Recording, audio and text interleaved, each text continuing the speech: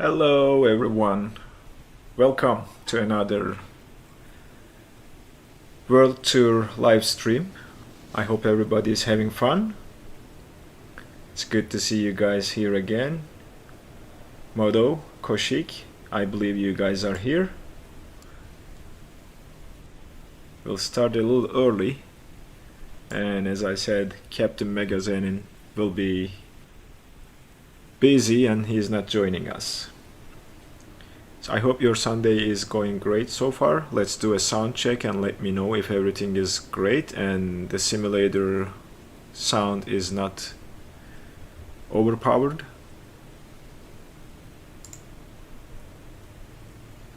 And we will get started here in a little bit.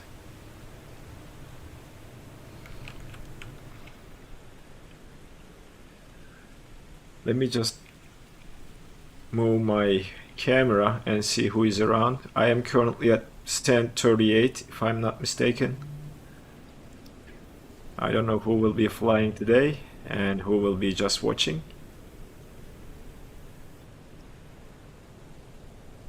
It's pretty nasty. Is it same in real life modo at Fredericton? Like similar weather? Can't see anyone.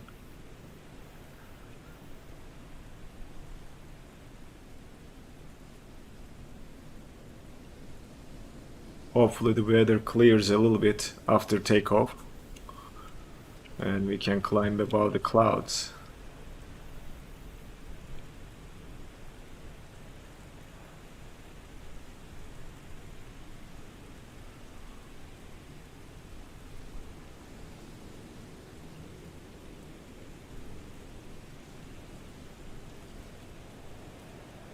And you guys let me know if the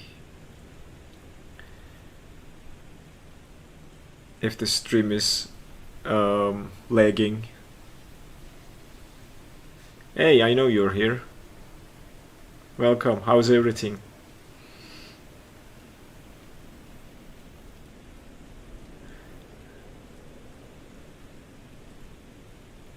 Yeah, wanted this livery to be a surprise, but didn't think about Halloween.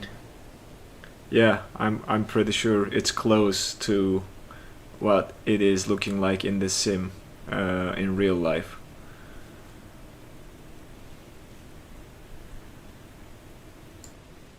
Anyway,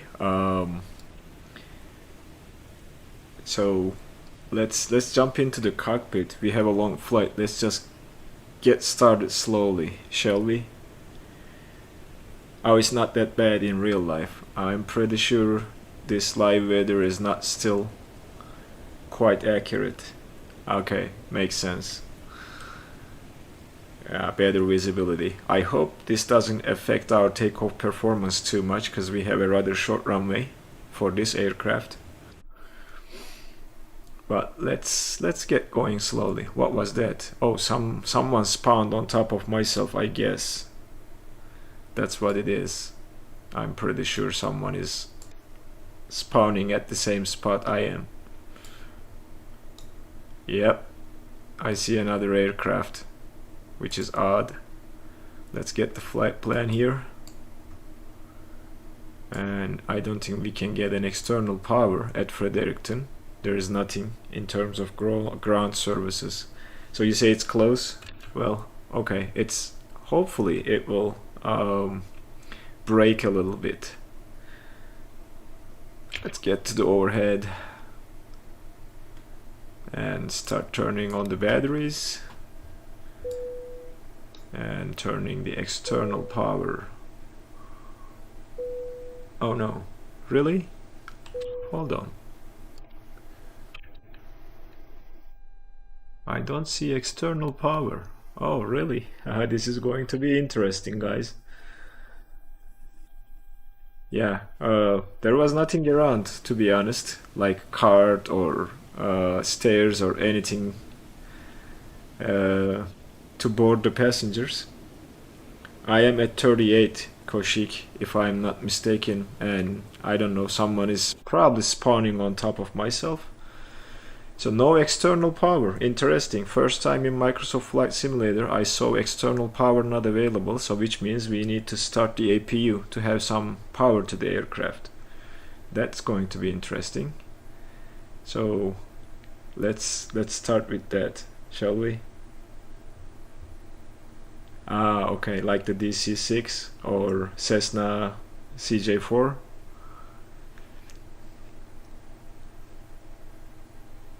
Yep, let's start the APU. That's what we need to do to get some power to this baby. And the screens are off, so we don't get to see anything, but APU should be starting. I hear the spooling.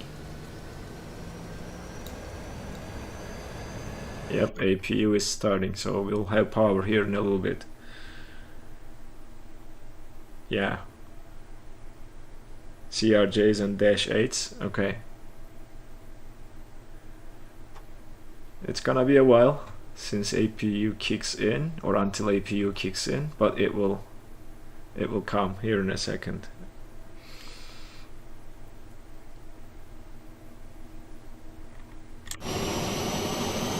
Yep, it's definitely running. There we go, we have now APU power.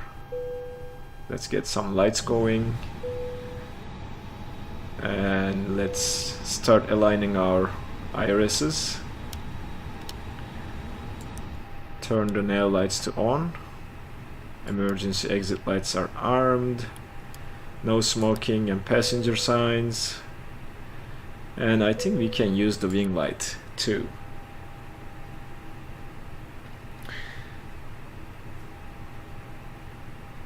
Oh yeah, so aircraft that has built-in stairs, I guess, are what departing and landing here.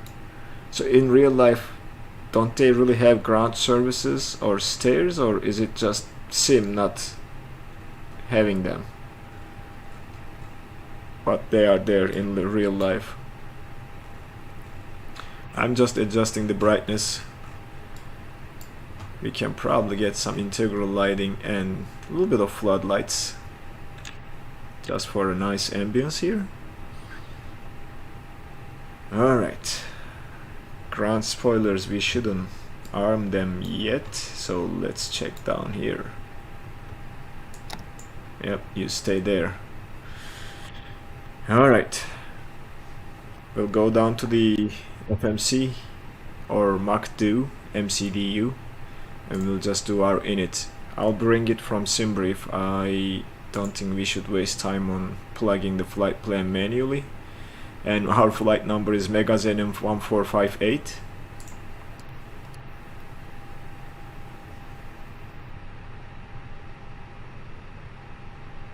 Oh, I see, okay.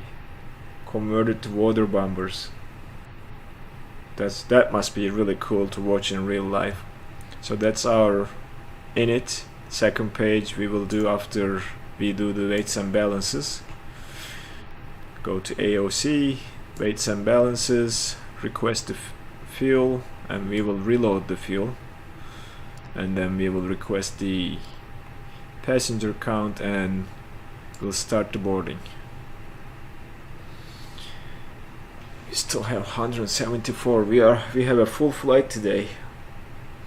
And we have to wait for boarding to complete before we can do anything else in the MCDU.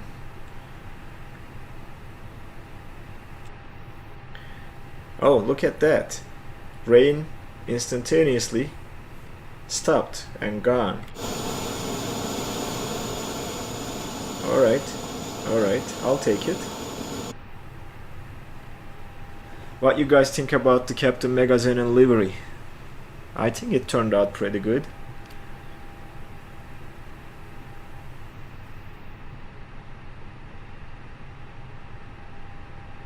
They have baggage cars, air conditioning cars and stairs, but there is ground power available for smaller planes. It's probably expensive when it's used.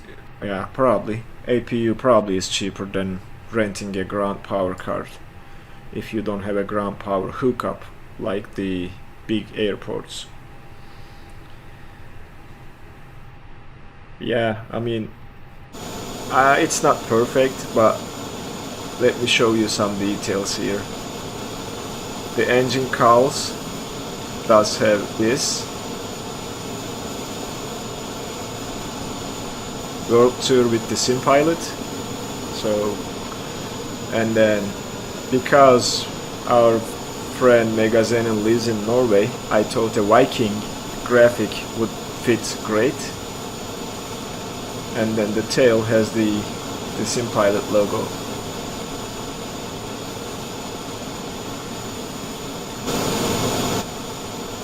Okay, let's see here. IRS is still aligning. Let's check if boarding is completed. Did you really? Yeah, oh, you are next in the line. You need to let me know what aircraft I should paint for you. And I'll make a Modo 45 livery. Or you can let me know what to use if you want your nickname or something else.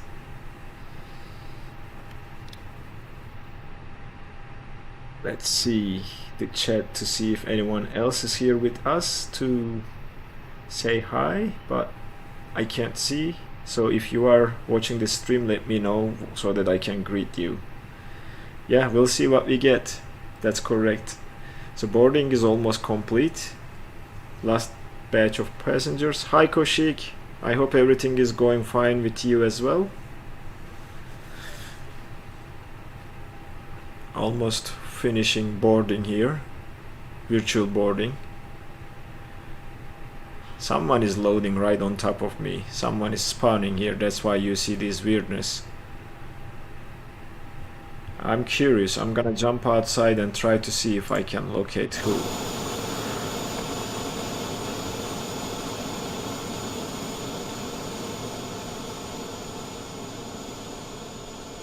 Don't see a gamer tag or something, but I don't know. Alright, the boarding is complete. Let's go to init and fill the second page. Zero fuel weight is now available. You also had the same issue. I hope that's not a livery issue, because I tested that livery before publishing it, so it shouldn't be the livery, but I'm not sure. Alright, fuel on board is 15.24. We will plug that in there. 15.24. Right here. Plug fuel is done. Now it will calculate everything for us. There we go. And flight plan, our departure. Let me check the OFP. I will look into that. It's probably not delivery issue, but I'm not sure where it's coming from. Because I tested that livery twice now. Departing runway 27, direct departure. So we'll just go into departure, runway 27, and no SIDS. And we will insert this. There we go. We will worry about the arrival later on. We'll have to calculate the performance. So what's the transition altitude in Canada, Modo? Is it 18,000 like the US, or is it different?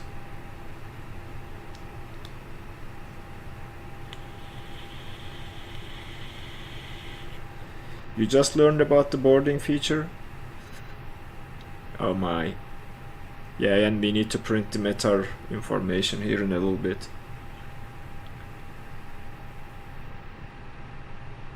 Oh yeah, I saw the WhatsApp event. I did not have time to join it. Falcon Lover, welcome, hi! How's your Sunday going?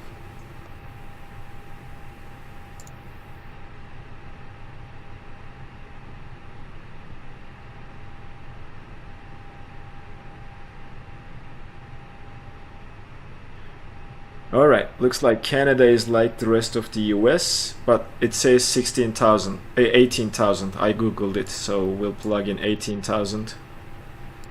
Okay. We will take, probably we will be safer. Oh yeah. I got work tomorrow too, so that's meh. I agree with you. We might have to take off with flaps too, just to be on the safe side, guys. So I'm gonna aim for that, because we have a short runway and it is wet, and you know Microsoft Flight Simulator rain is like glue. So no flex temperature, we'll do full toga, and that will be our takeoff performance parameters. We can now calculate, and looks like our RSs are aligned now. We see the GPS primary message. We'll plug in the speeds. As you see, 134 knots, rather lower rotate speed, and I think we will be safe with flaps too, in case we cannot take off from that short runway with flaps 1. So that's done. Let's go and print the METAR. Request the METAR first. The payload, actually, let's see here. Let's check the aircraft and the fuel. So yeah, the fuel is there, that's what we planned for. I'm not sure if this screen shows you the takeoff weight, but we can check through here. But I think we'll be fine. The rain is starting back up again. I think we'll be fine. Alright, what I was doing, yeah, METAR. I think we have the information now. Let's check the received messages and then print this baby up. Oops, crashed the desktop. I'm telling you guys. Yep. Sorry about that. I have to restart the sim. So printing is causing CTD.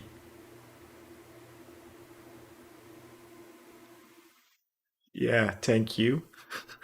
I need to work on that a little bit more. But just hang tight, guys. The sim decided to crash when trying to print the METAR information. So we have to start over.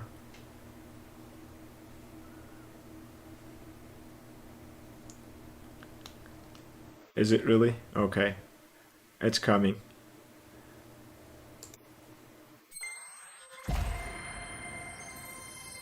Yeah. Thanks, Microsoft, right? At least it did it at the beginning of the flight, not mid-air, so we can restart and don't use the printer this time and cheat with the B key to set the barometric pressure. I'm not gonna take my chances with the printer again. Yeah. I'm excited about the next update though, on November 18th. Yep, it's the printing, and I know it's a known issue that happens time to time, so never had it up until this point, but looks like, yeah, the printer causes CTD. It's probably the fly-by-wire mod. It's gonna take us a little bit more to get started again, but so be it. Oh, the next update, yeah, I was talking about that. November 18th, Microsoft Flight Simulator Game of the Year Edition is coming for anyone who owns the sim for free. They are adding 8 new airports and 5 new aircraft. Oh yeah, that would be nice. That's why I don't fly in on air as much, because of those issues with the API and not being able to simulate the flight 100% using on air. I agree with you, but there are 5 new aircraft coming to Microsoft Flight Simulator.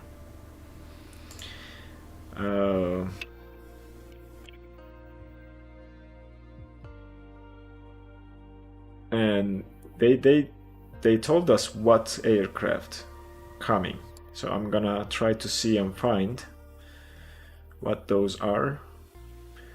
Yeah, the the most interesting one is the FA-18 Hornet, or FA-18 Super Hornet, coming to Microsoft Flight Simulator with November 18 update for free. If you are a fan of fighter jets, there will be one that's coming to the sim. This was the one that they planned to release with the Top Gun Maverick movie, but the film is delayed and they are just giving that aircraft to us right now.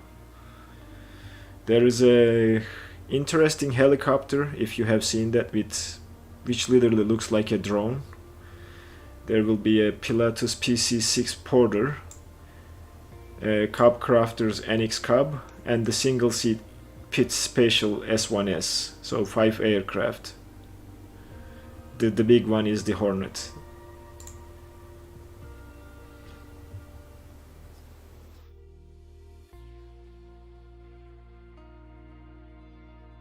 Yep, that's the Top Gun update AM. Yeah, they are just giving us because the movie is delayed and they don't want to wait for it anymore. Yeah, we'll see. I'm just more curious to learn how good those aircraft will be. Let's park to 37 this time. Conditions, all players, all looks good. Let's fly.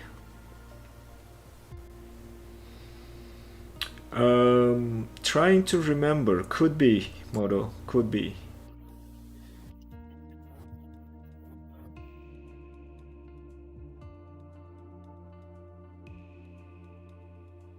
It could be, but it's another GA aircraft that we can enjoy, hopefully.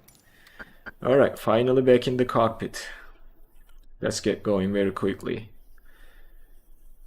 Let's turn on the fly pad and power the aircraft and get the APU going.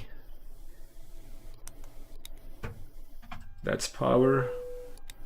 And APU, will turn the nav lights on for now and wait for the APU to start. In the meantime, even if we don't see it, we can arm the emergency exit lights, get the passenger signs going, and turn the crew oxygen supply on. No, 5 Koshik, there will be 5 aircraft. F-18 Hornet, a helicopter, which is what was it? Velocity, yeah. Pilatus PC-6 Porter, Cub Crafters NX Cub, and then the single seat Pitts Special S1S. So that's 5 aircraft all together is coming.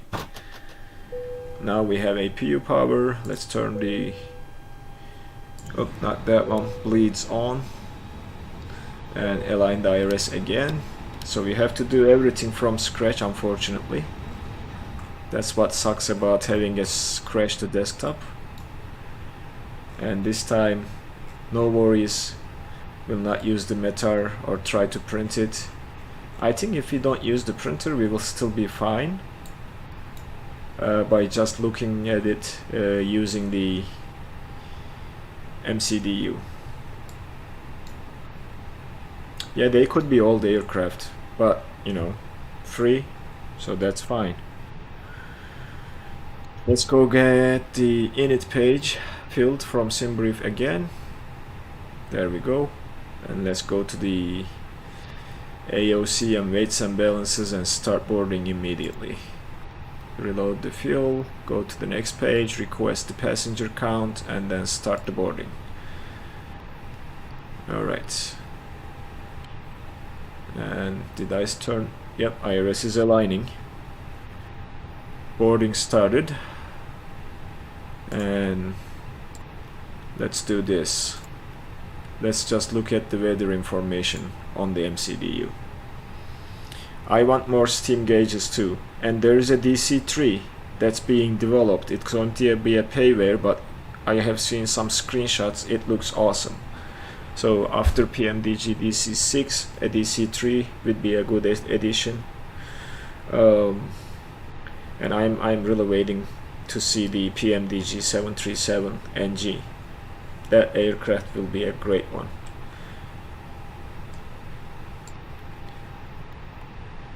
By the way, I have no intentions to grab the CRJ 900 or 1000.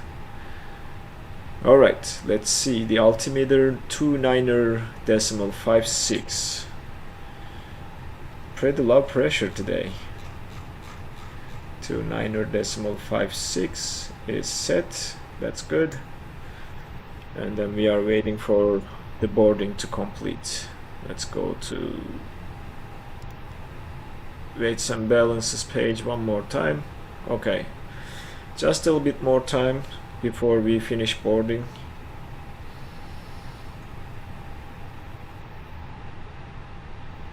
You know what, I'm seriously thinking about getting my PPL in real life sometime in the next 5 years. You wouldn't believe how cheap the single engine or single engine piston aircraft are if you find a deal. I was checking some ads online, and there are a couple Pipers for around $70,000. Private pilot license, Koshik. Yeah, there are some Pipers like Comanche, I believe, for about $50,000 to $70,000. 14K in Germany to get the PPL Falcon Lover. So is it in euros or US?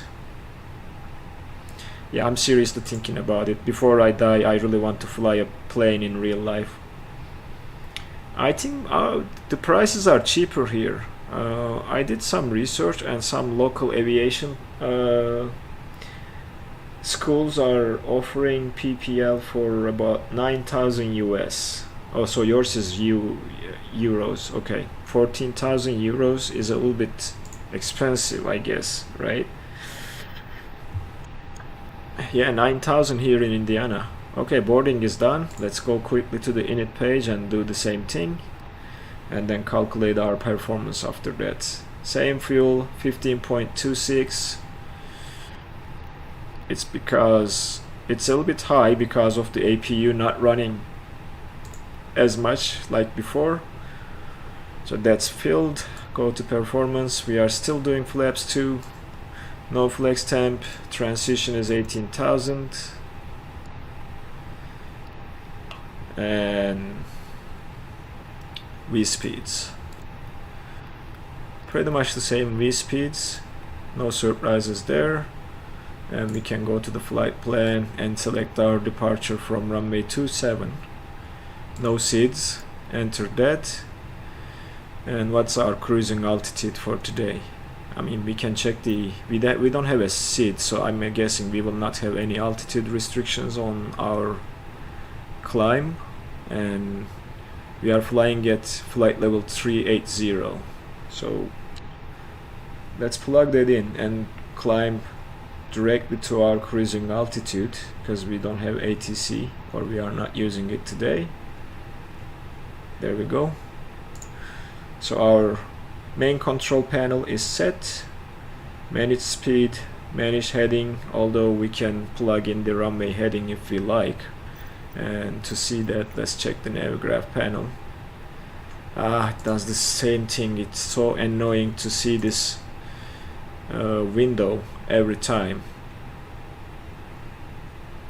No thank you. There we go. Let's use this so that we can see a little bit better. Fredericton charts list and airport info. Runway heading is 267, so we can set that 267, and then the speed we rotate is 134. We'll add 10 knots to it for a little bit more headroom, and we'll set the speed to 144. And I need to go select it for that. Alright, 13,000 in Canada for PPL. Oh, you're for... if you have a friend, you might get a deal. I don't have any connections either. And I really need to look into that before pulling the trigger, because I don't wanna start and stop because I can't afford the fees and aircraft rentals and everything else. So that will be a plan for the future. We are waiting for the IRS to align. MTDU is set, we don't have to do anything here. Progress page, we will worry about this when we get up in the air to see where we need to track the distance for our top of descent. Performance is calculated. Radio navigation, yeah, that's the other thing I want to check.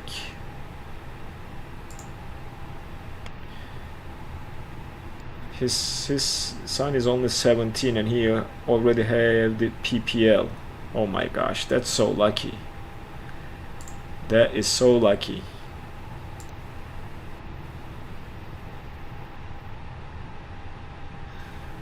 Alright, what I was doing. Yeah, the frequency. Do we have a frequency for runway 27 that we can plug in here just for situational awareness? Yeah, we have a VOR frequency. That's Fredericton VOR 113.0. That looks like we can plug that in. 113.0 to VOR. It should pick up Fredericton, yep. And then the course is the same as runway heading 267. And there we go. So now we can turn the VOR on, and that will give us the information to make sure we are on the right runway. We turn on the constraints to see if there are any constraints on our flight plan. Let's look down here. I think everything is good now. Don't you think? I think we are good. IRS is aligned and we are ready to taxi. And runway 27, just to show you guys.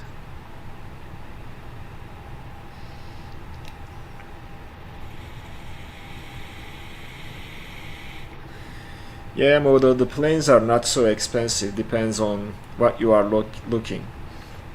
I saw a Piper Comanche for 21,000 US that requires a little bit of work to get her up in the air, but you know, the ones that are in good condition are around 70,000 US. So, and Cessnas might be a lot cheaper than Pipers. So that is runway 27, and I think we should take this taxiway and hit the runway and then turn around to do our takeoff roll. That is the plan. That means we are taking that taxiway. Yeah. The maintenance costs or the maintaining the aircraft is more costly than owning it. I know that for sure. Alright guys, we are pretty much ready, and I think we don't need pushback at this point, which means we can start the engines for taxi. Let's turn the fuel pumps on. Beacon is already on, and everything else looks good on the overhead panel. And we will start with the right engine first. That is right, Falcon Lover. So right engine starting now. We should see it spooling here in a second. Yep, it is. Flying is actually cheaper than smoking if someone is smoking and considering to get the PPL. Taxi 2 and backtrack 27 via Alpha. That's the plan, yes. Looks like you are still going to be the co-pilot today. Right engine is now spooling. We have fuel, so we should have a good start here in a little bit when it reaches around 20% N1.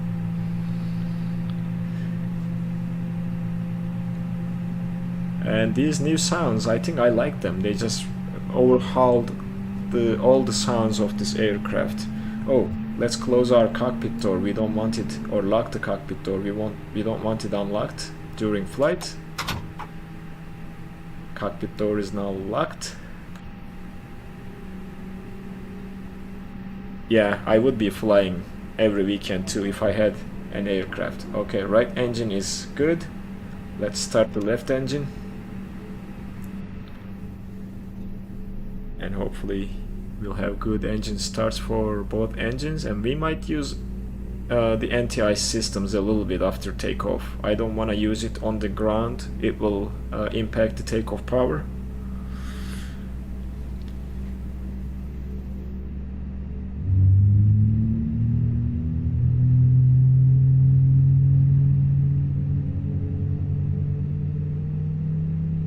I'm not sure why it's looking like this back there. You guys see that? That's the trees.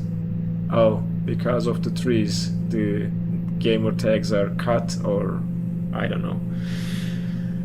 Yeah, the fuel.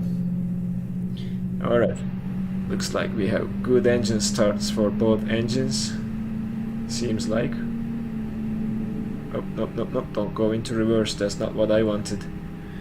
I touched the throttle, the physical one. Let's set this to the same barometric pressure, which I forgot, so that our standby matches our altimeter. Alright, looks good. Both engines had started. Let's turn off the APU now and turn the taxi light to on, because we are ready to do that. At this point, we'll plug in our squawk code. I'll throw something out of my head.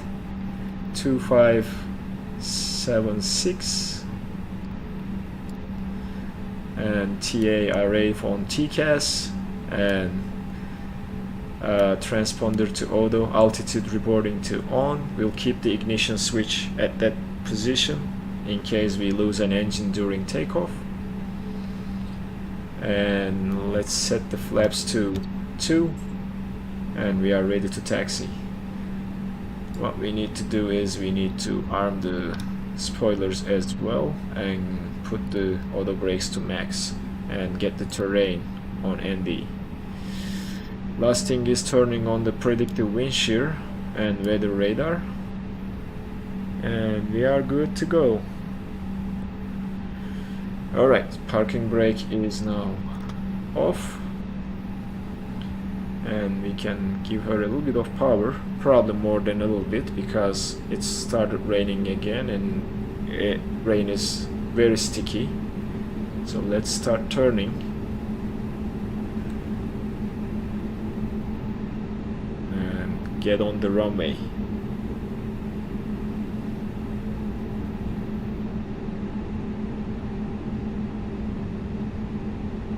I'm gonna check the VFR map. Yep, we will turn around because that's the wrong route. I suspected that. Okay. Now we should see the taxiway right in front of us somewhere over there. That should be it. And that's Koshik taxiing to runway 27. He is always ahead. Should we turn the wipers on? I never tried the wipers on this aircraft. Oh my gosh, that's a terrible noise. I'm not gonna do it. And they are not doing anything. Alright. Looking good so far. We are about to enter the runway, so let's go runway turn off lights to on, strobe to auto. And we'll keep it like this. We'll turn on the landing lights when we get to the runway.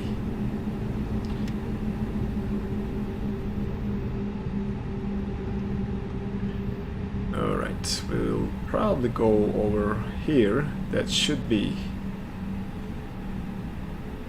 runway 27. And I'm not sure why we are stopping. It's just too sticky, guys. And I'm not sure if I'm on the correct runway. Interesting. 30%, 40% M1, and we are still not moving.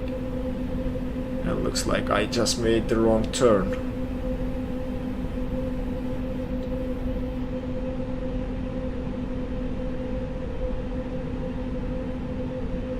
Alright, I need to correct myself. That is the runway. Oh boy, yep, it is very sticky.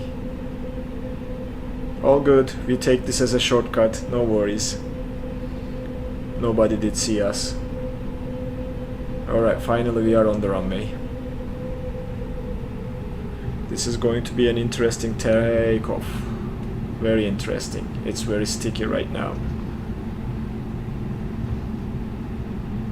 If we cannot take off, we will probably crash to the trees right after the runway.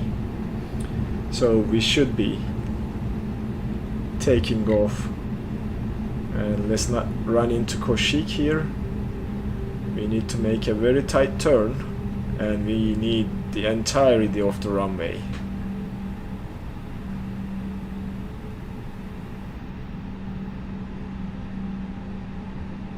Don't jinx yourself, Modo. We will take off if the aircraft obeys and turns on the runway.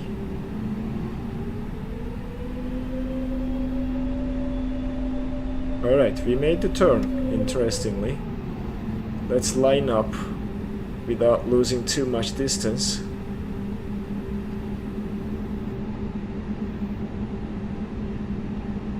Oh boy, oh boy. It is scary, I'm telling you. It just refuses to do anything, but yep, that is us lining up. Okay. I think this is the moment of truth. We have everything good to go. Final check. Landing lights are now coming on. Nose wheel to take off. And strobe to on. Let's go outside. We're good. You guys ready? Oh, no, not yet, not yet. Hold on. Let's do this. TO config is checked. Auto brakes to max, and then we will inform the cabin. Flight attendants, please prepare. Okay, now we are good to go. Let's check on the altimeter.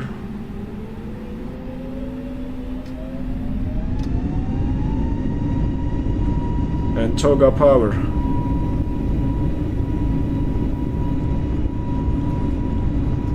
Alright, looks like we are increasing the speed like crazy, so I don't think we will have any problems taking off. Let's maintain the center line, 100 knots, and yeah, no problems, guys. We'll be good. Still enough runway for us, and let's rotate. Woohoo, this is the video of taking off with flaps too. Alright, we are following the runway track now. And we will climb a little bit.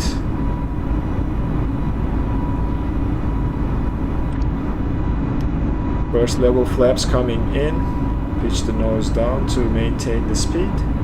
And let's make this right turn slowly to get back on our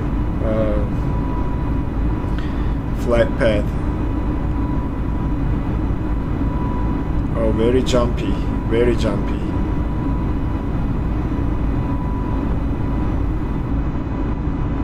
Alright, let's pull the levers to climb and then follow the flight director.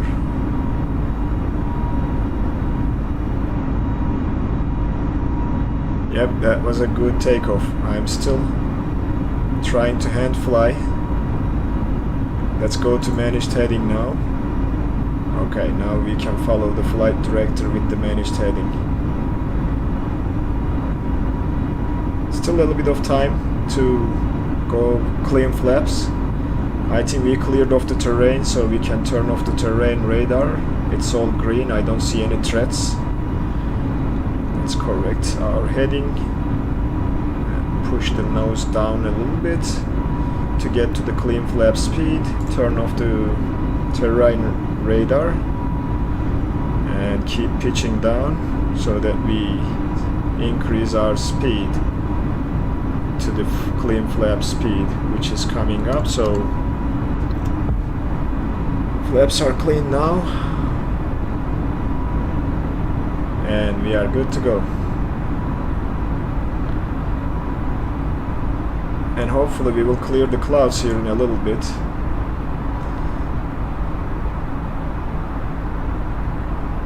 Alright, the aircraft should maintain the speed for us, hopefully. And let's pitch up and keep climbing. At this point we are passing 5,000. Let's go autopilot and managed altitude and take a look at what we did. Oh, very bright outside. Is that the sun coming from that side? Looks like it. And interestingly, weather radar started working again with the fly-by-wire mod. It wasn't before. Alright, let's go down. We passed that critical phase. We can go to normal ignition and we can disarm the spoilers. Oh, finally, out of the clouds. Very nice.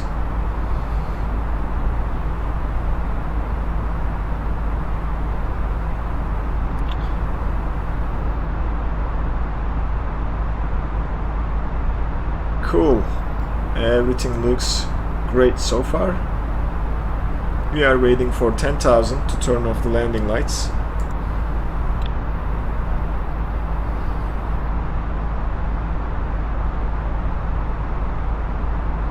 I should have started the chronometer, but it's okay.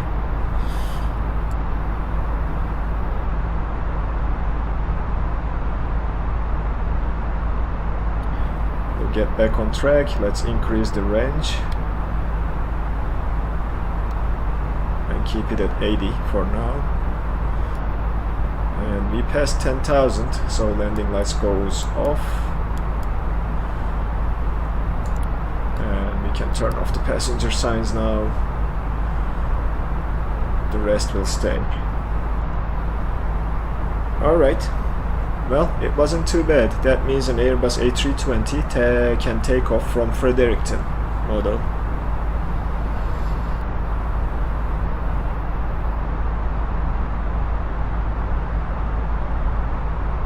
Now the aircraft will pick up speed and start climbing, and we'll get to cruise and we'll worry about the arrival and approach when we get there. Yeah, thank you. Let them know. They can start accepting A320s, although in real life this might not be possible. So alright, all looks good now. We cleared the cloud layers, no more clouds. All looking good. We check the overhead, nothing crazy back there. Yep. Can jump outside a little bit and see who is around. That's Koshik coming behind us.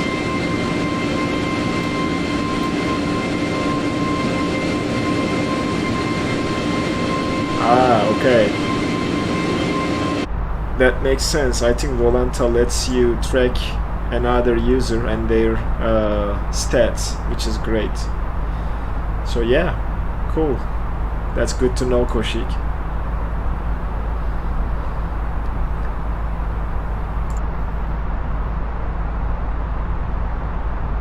Alright, 14,400. And we have 60 winds of crosswind, 60 knots of crosswind coming from our left, which is a little bit too much. But yeah, so be it.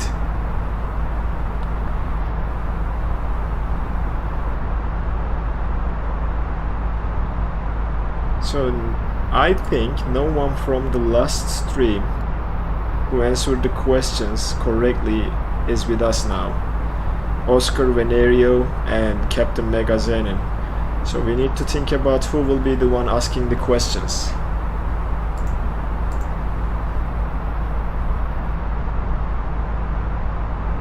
Yeah, can a heavy one land though? Yeah, that's the question.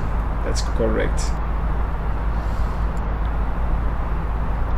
It's not just about takeoff, it's also about being able to land an aircraft and stop it safely with the runway. I should ask the questions, you think? Yeah, I can do that.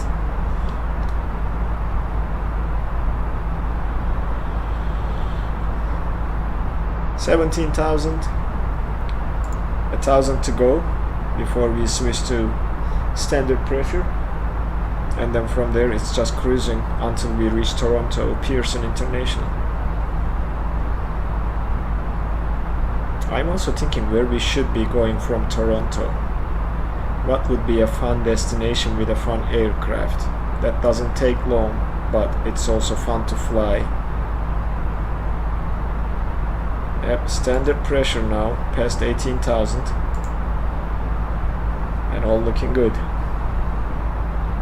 Chicago, I think do you like Chicago airport a lot, Koshik? You kept saying Chicago for the last 2 streams, I guess. There's something, Chicago VFR. Interesting.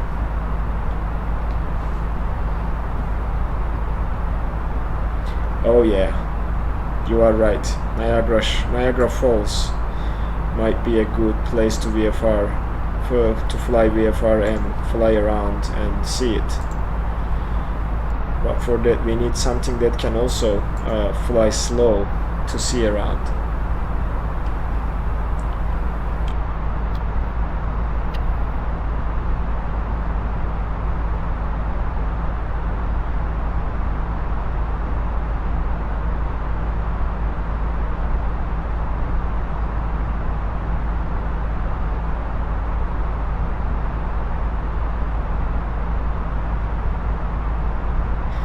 Yeah, I will start looking up for questions. GP Logistics 152.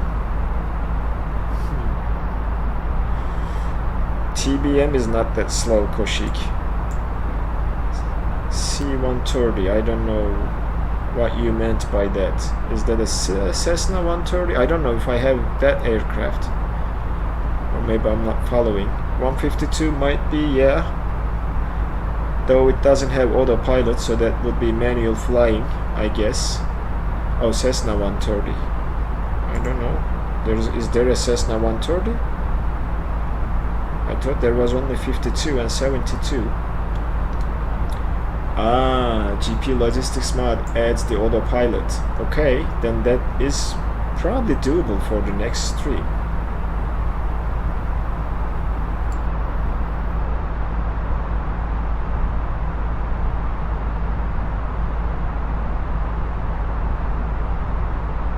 That might be a good destination.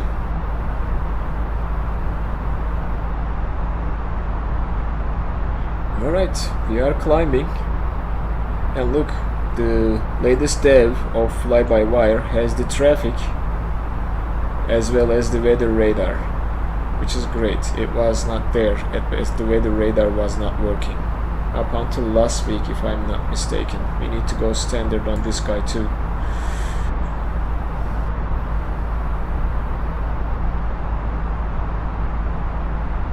Oh, you need to share the link to that mod.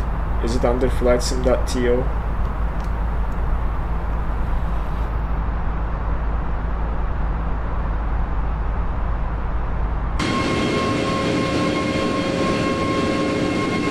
Yeah, that's Koshik back there. Raids, Lyos, STL Soldier. I don't know if you are flying with us. That'll be great, Moto. That'll be great.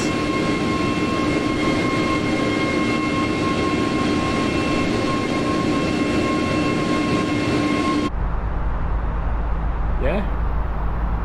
All looking good. We are en route. We can turn the VOR off now. Icon A5. Yeah, it's super slow. Correct. That's a super slow aircraft as well. But because it's super slow, it will take forever to get from Toronto to Chicago to visit the falls. Or not to Chicago, it's around New York though. I have to check how close it is. I don't know the actual distance. If Icon A5 can do it without excess amount of time.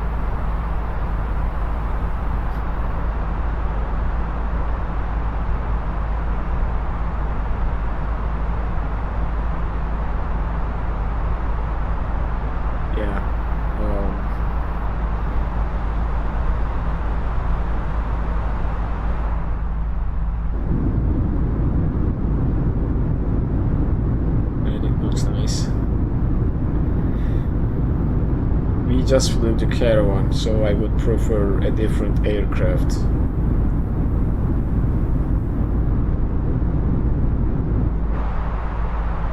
Yeah, I think we will figure it out.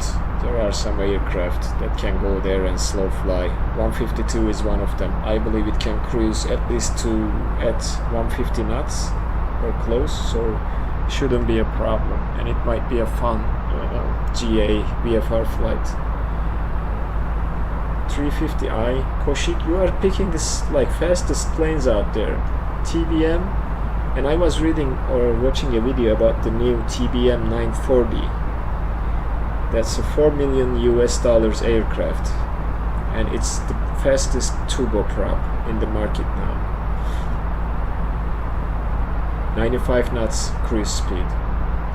I will look it up, and it's not me, it's the person who answers the question correctly will decide what we are flying. So even if I have some ideas, I will not speak about them.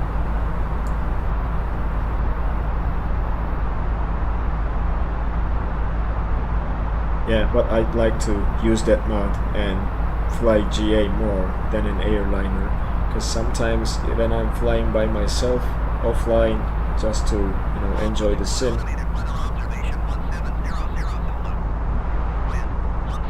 what's going on? We are picking up an 80s from somewhere. Let's just change the frequency. What I was saying, yeah, it gets boring with airliners if you fly them too often, because it's just nothing but you and the clouds and the autopilot doing everything for you, and you are sitting there watching Netflix, which is like not too bad, but I'd like to enjoy the sim a little bit better.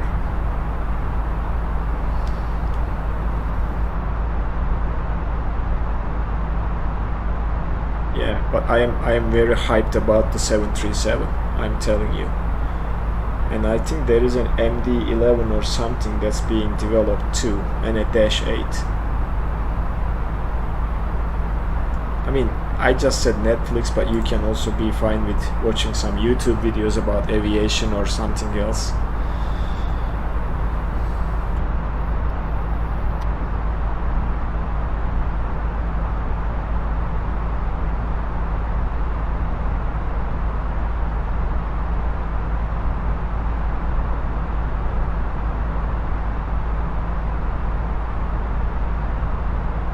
Yeah, listen to podcasts.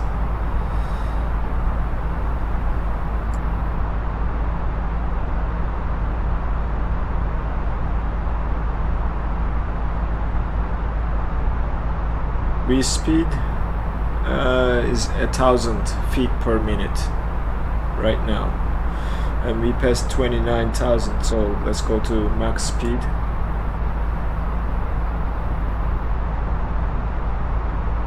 I'm gonna find that video. I watched the video yesterday from Pilot Stud.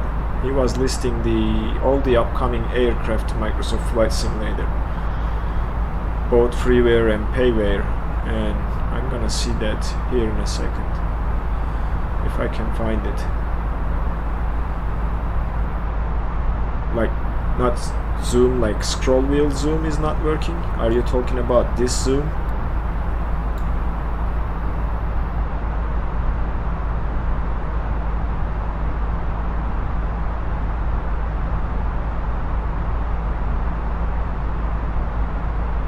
Where is that video? All upcoming aircraft to Microsoft Flight Simulator.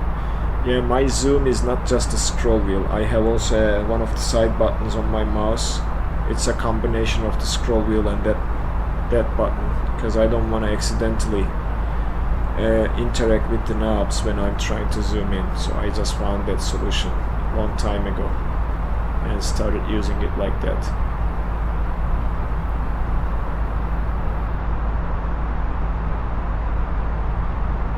Oh gosh, where is that video? Yeah, I am too. I am excited for the future. Okay, I guess I found it.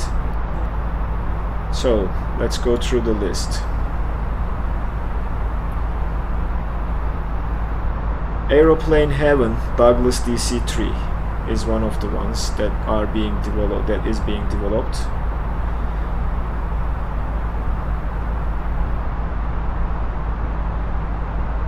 Yeah, I just saw it. I haven't installed it yet, model, but We Love VFR is looking like a great mod to put some landmarks and make VFR flying a lot more fun.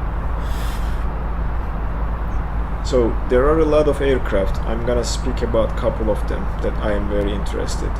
Aeroplane Heaven Douglas DC-3 is one of them. This is going to be a payware. There is a Aerodynamics KC-10, that's freeware. CRJ 900, not interested. Aerosoft is also developing an Airbus A318, A320, A330. A330 is it gets the priority now, so they are working on the 330 before anything else. Asobo is working on an ATR 42-600 and 72-600. So that will be interesting. DC Designs is developing the Concorde, which is exciting. Phoenix Simulations Airbus A320, I have seen a couple videos. That's a great one, and it's going to be a very detailed aircraft in terms of systems, simulation and all that. Let's see.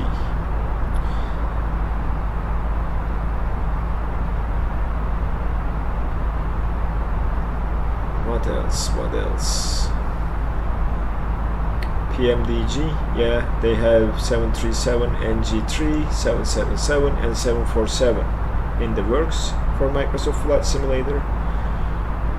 Ouroboros jets, this is free. They are just developing the Embraer jets 170, 175, 190 and 195. Next Gen Simulations, this is payware version of the ERJs. Quality Wings Simulations is developing a Boeing 787. Sim4Flight is developing an A350. Synaptic Simulations Airbus A320 100 and 300. So yeah, there are a lot of A320s, but I'm happy with the fly-by-wire, so I will probably not be so much interested in those. But Boeings, yeah, I would like some Boeings and Majestic Software Dash 8 Q300 and 400, you know. I want a properly working turboprop. There is a MD80 being developed too, but we have to wait and see. I'm not gonna, jump on it right away. I would rather wait and see some reviews before anything. But the PMDG Boeing 737, I don't think we have to worry too much, because I have seen the DC-6 from PMDG. That aircraft is a really quality aircraft, so 737 will follow their design logic, I guess. And PMDG as a company delivers very nice aircraft. So why are we very slow on our climb though? Interesting. 600 feet per minute. Is it because of the crosswind? Not sure.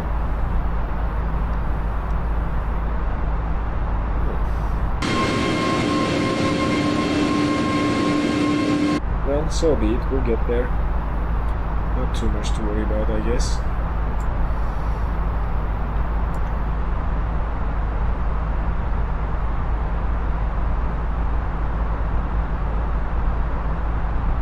Yeah, I mean, A320, I'm fine with the fly-by-wire mod, and they will come up with the A380, hopefully, which will be a very good addition.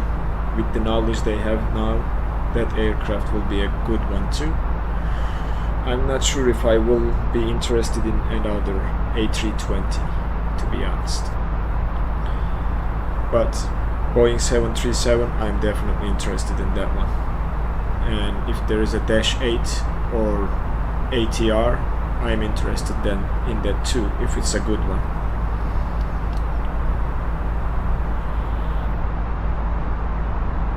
You can't see me. Well, I can see you. So let's see if I can track you on Volenta and see where you are.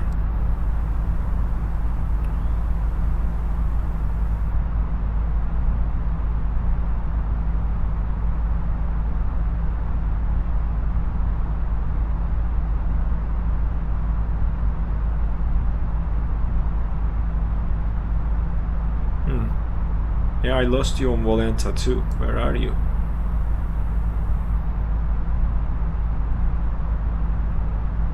You are behind me, that's for sure. But I'm not sure where exactly you are, because I can see you right here.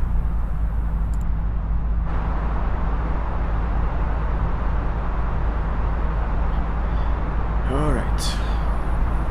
What else? Maybe we can just do the first question right now. What you guys think?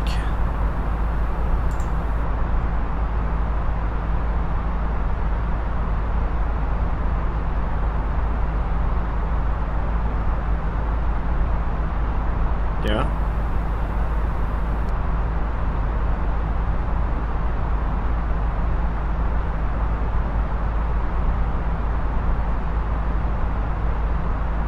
So let me find a good question.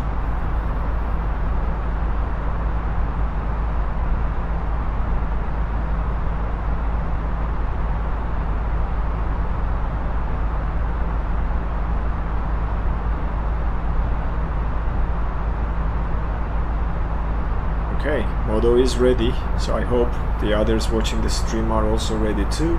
The person who answers this flight will get to select our next destination.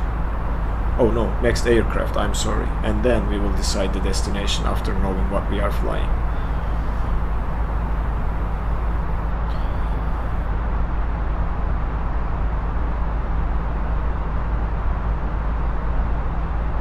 Okay, I found an interesting question. Let me start typing that.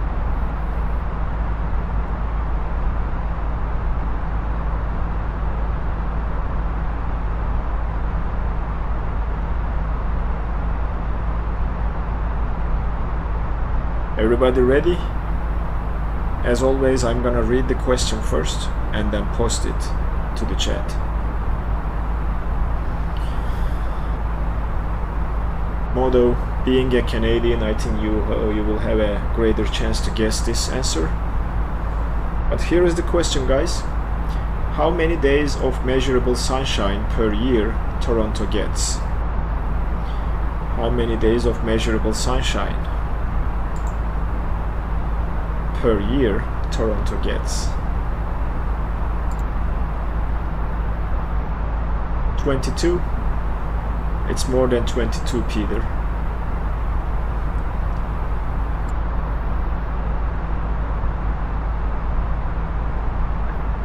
268.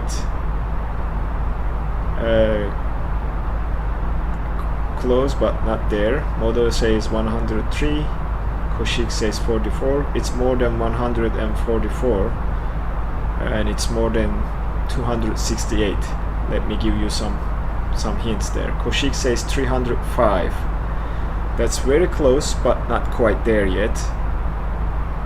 I'm not gonna say whether it's more or less, because it will be cheating, so you guys have to guess a little bit more. Peter says 300. That's also close. Modo says 365. Yeah, sure. 311. 308. 16. You guys are getting away from it. 303. That's very close, Modo.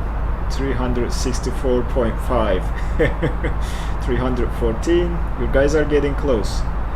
289, no. 204, 304, that's close, but in the opposite direction. 307, 302, 303. Those are very close answers. 305, 312. Still not the correct answer, but very close. 301. First one to say 301 is our friend Modo 45. That's the winning answer. Here is the answer. Yep, 301. 301 days. Came from the Modo 45 at the first. At first, I believe he is the first one to post 301. Yep. And then Michael and Peter answered correctly after Modo. So yeah, interesting though. 301 days of measurable sunshine per year.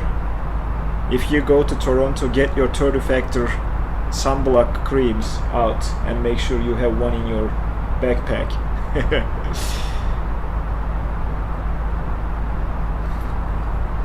Oh, some nasty weather coming in front of us. Okay, Modo says we are going to fly the Cessna 152 next time. Let me check the distance from Toronto to Niagara Falls.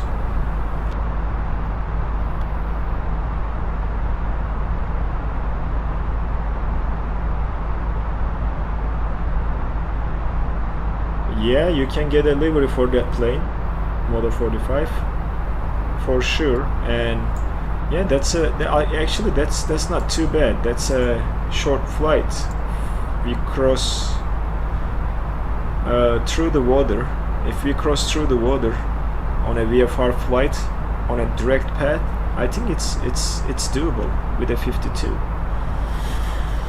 If the person answering the next one correctly says Niagara Falls as our destination. Michael says I did not expect that. I thought it would be more. Like you thought it would be more days with measurable sunshine.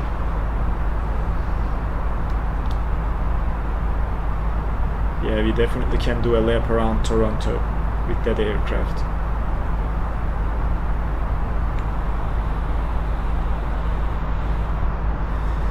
We will see.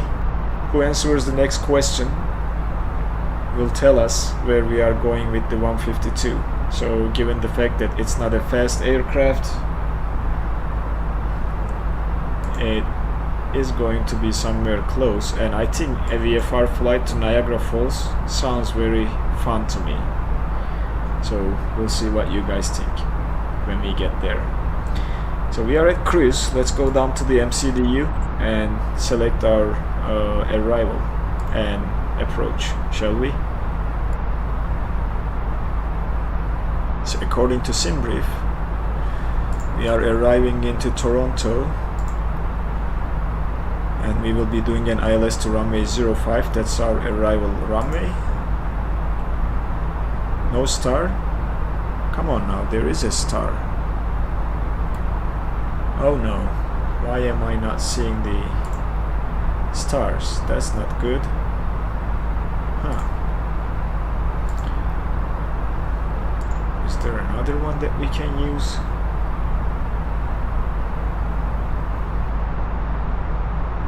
Oh, okay, yeah. You figured they would only have many a week with no sun. Yeah, when you think about Canada, you guess that it will be cold and not that sunshine. I would have not answered this question correctly myself.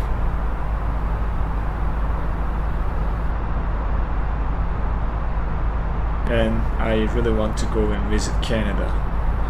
So interesting fact, we are not seeing any stars. Is this a problem with Microsoft Flight Sim, because oh, now the stars are here. Interesting. I had to go there for the second time. Amoeba 6 is our star, which we will select now after that struggle. And Via is, yes, Zygam. We will insert this. Yeah, that's for sure, Koshik. If we are traveling to India, we should have a bag just for the sunblock. What is our transition? Let's take a look. Let's take a look at our flight. Let's get rid of this. Let's pull the star, overlay the chart, and looks like we are getting into our star is that one, and our last waypoint is Delhi, where we exit the star, but I don't see any other transitions here. It says DAXUG. Let's see here, what is our last waypoint? Well, actually we are coming through LETAK and transition into our star, so that means that is not correct. DAXUG is here and that's not our transition. That would be wrong. We have to select, if I can get this window out of the way a little bit. See here guys, those are the transitions into the star. DAXUG, POLTI, LETAK and Tukir. And DAXUG is not the correct one, we need to use LETAK. LETAK, yep, that's the probably correct pronunciation of that. And all of a sudden everything is gone. ILS 5 please. There's something wrong here. Okay, now it's correct. Let's insert this and we should be good. Oh, you have flown that a few times? I hope it's a nice approach and arrival. Let's see if there are any discontinuities on our flight plan. Looks like we don't have any discontinuities, which is great. So now that part is done, we can go to our performance page and go to next phase and next phase, and we can now program our approach. For that we need the METAR information. I hope I can remember everything in that, because we won't be able to print this, it crashes the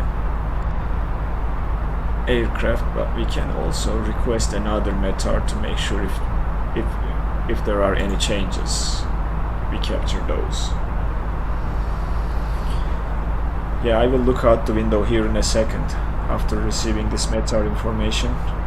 It's pretty cloudy right now and ahead of us doesn't look great in terms of weather if you check, but looks like when we pass here the weather is clearing a little bit. I'm not sure if that's correct, because that looks like a rectangle to me and weather doesn't cut like that, so maybe that's the problem with the weather radar or whatnot. We'll see when we get a little bit closer. Company message is displayed, that means we have the new METAR information. Let's go and take a look. So Toronto altimeter is, where is the altimeter? 2961. Winds are coming from 300 at 12 knots and the temperature is 14 degrees. Alright, let's go here. Performance 29.61. Temperature was 14 and the winds are coming from 300 at 12 knots. Transition altitude is 18,000, also in Canada. And we will worry about this here in a second. I need to see the airport chart of Toronto, and we need to see the minimums on our approach. Let's take a look at the approach plate first. Our minimums in this case, we are doing a Cat 1 and the decision altitude is 764. We will plug it as is, 764 to barometric, and we will take a look at here to see how much landing distance or runway we have by going to the charts for Toronto. Open the charts list and taxi charts, airport information. Oh, this is a little bit complicated. We need to find the one that has the runway lengths, which is not easy to find when you have too many. That one maybe? No? Maybe this? Maybe this. Oh, there it is. Okay, good. We are landing to runway 05 and the runway 05 is over 3,300 meters. So let's do some calculations here. Let's pull this to the side, shorten this a little bit. Oh no, what happened? Okay. We'll keep this here. We'll move to the side, go to the calculator. I wished that too. There is, I looked it up, there wasn't any. We'll sync this and we will be descending down to, we will check that later. We'll calculate the landing performance first. CYYZ.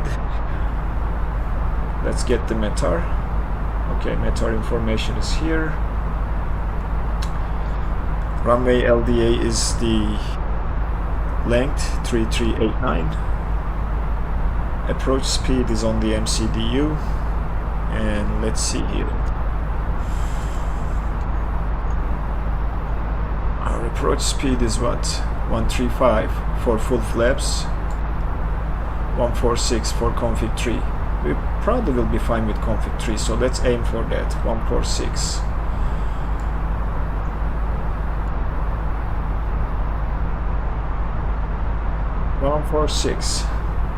Actually, it's not that complicated. You need to go between screens to get the information, and we are landing config 3. That's good. Runway slope, let's see here. This is 564, this is 560, so there is no elevation or slope, I would say. It is pretty much even, so we will leave it alone. And runway heading is 057. Okay, condition, I hope it is dry. We will calculate for dry now. And as you see, we cannot stop with these settings. We need to find something different. Let's go full flaps and 135, and let's calculate this again. It still says we cannot stop. This is a little bit interesting now. 564. Calculate again. It says we need like 3,840 and max brakes will stop us at safe distance. I'm not sure if this will hold true. I still have suspicions about this, but we'll switch and land with full flaps to be on the safe side, okay? Yep, that's a huge runway. I stopped at runways that's shorter than this. I'm pretty sure we will be fine with config 3. I'm pretty sure we will. Maybe this calculation is not quite right. Do we have the runway here?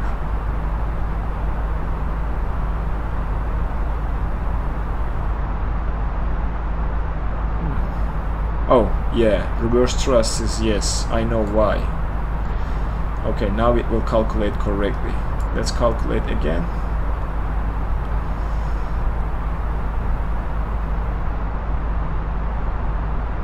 We'll be fine. We'll do medium brakes, config tree and we'll see if it can stop. Yep, it's too long. I think that calculation is off, so therefore I'm gonna do this. We are landing config tree, okay? And our approach speed is 146. Everything else is set, so let's go back to the flight plan page, and one thing we need to do is to pull our approach and check the altitude. We need to descend down to 3000. Alright, we'll just put 3000 in here and 110 miles before. Yours shows different, and maybe this is just the latest development version I downloaded before the stream is off on that calculation. So I will use my insight and gut feeling and sixth sense to land. Alright, what I was doing. Yeah, progress page. We will plug in CYYZ to progress page, and we are looking for 110 distance to descent. This might not be quite accurate. I have to, oh, hold on guys, I have to check one thing. We have some altitude restrictions on our star, if I'm not mistaken. Yes, we need to be at 15,000 at Sekop and 18,000 at Pilpo. We'll aim for 18,000 first to transition into approach. Let's correct this. 8000, okay, and then that's what we need to be there at Pilpo, and we need to start our descent 94 miles before Pilpo, which will change what we put to the progress page. So we will put Pilpo here to track the distance to Pilpo. Okay, 266 miles to Pilpo, and then we will start our descent when we are at 94 miles. That's the plan. Hopefully all will. Okay, 3207 at low brake setting. Thanks Koshik for calculating that for us. We will stick to that when we start our descent. And as you see here, we have a 250 restriction at Tadmo. That is interesting.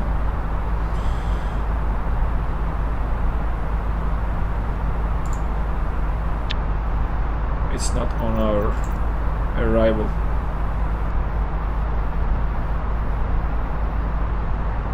We are way back here. Right there. So I don't know where that restriction is coming from. It might be for a lower altitude and the aircraft might not slow down to 250. We will see. But we are set for descent and approach, at least. Alright, very cool.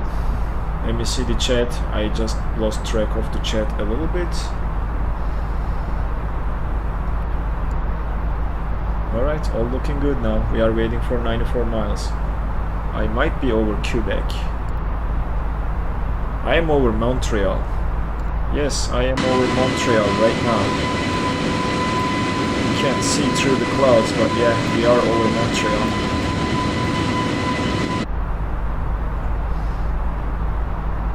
We just passed Montreal. So, en route to Ottawa.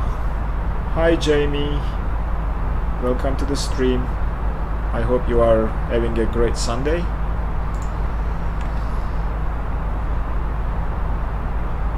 Yeah, this is fast, I know. Yep. So Koshik, I lost you, I don't know where you are. Are you in front of me? Are you far away from me? I have no idea.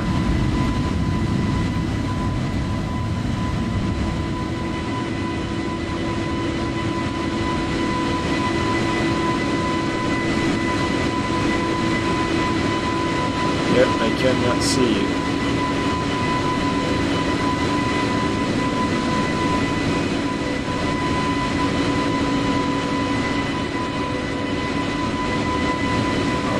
take a screenshot for our friend Captain Megaxenon.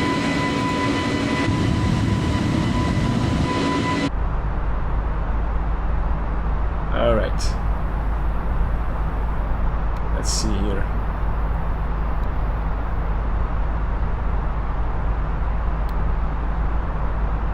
Oh, that restriction is way down on the road at Tadmo. So that might be true though. That might be true. But we will keep monitoring the progress page for the distance. We still have at least 150 miles to go before we can start our descent. Yep. So yeah. Well, thank you very much, Jamie. Yeah, it's a nice plane to fly, and delivery is for one of our channel subscribers who has been very generous in the live streams. His nickname is Captain Megaxenon. He is not with us today, but I painted delivery for him to recognize his help with everything. I saw some weirdness back there though. These lines shouldn't be here. I'm not sure why they are. I need to clean that up. They are part of this, and coming from here I guess it's copying the rear baggage door to the front, which I need to clean up. I didn't realize that, so alright, we are just waiting to reach the top of descent, and then from there I think everything will move a little bit faster. Luckily the winds are calm now, don't have too much of a crosswind like we used to have after our departure, which is always great to fly at calm winds, no crosswinds and gusts. Top of descent is in about 140 miles, Koshik. So I'll let you know. ETA, Peter, let me tell you the ETA. The ETA is 30 minutes.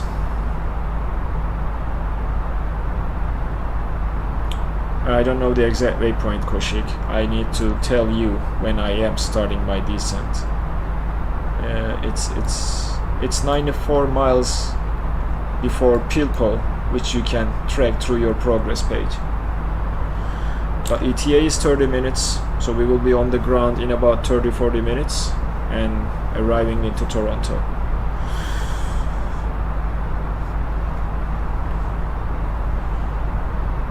Nice, stable flight so far.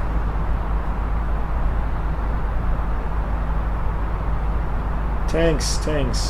Thank you very much. Goodbye. Thanks for stopping by.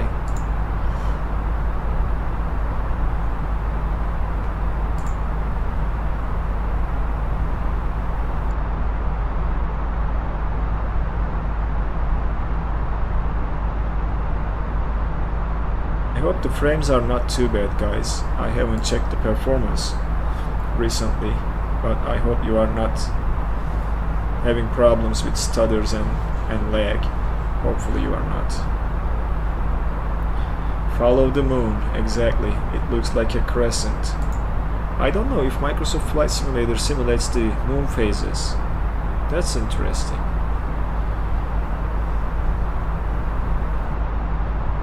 Toronto FPS, yeah, don't worry about it. Hopefully it will be okay. Hopefully it will load ahead. Right now, let me see.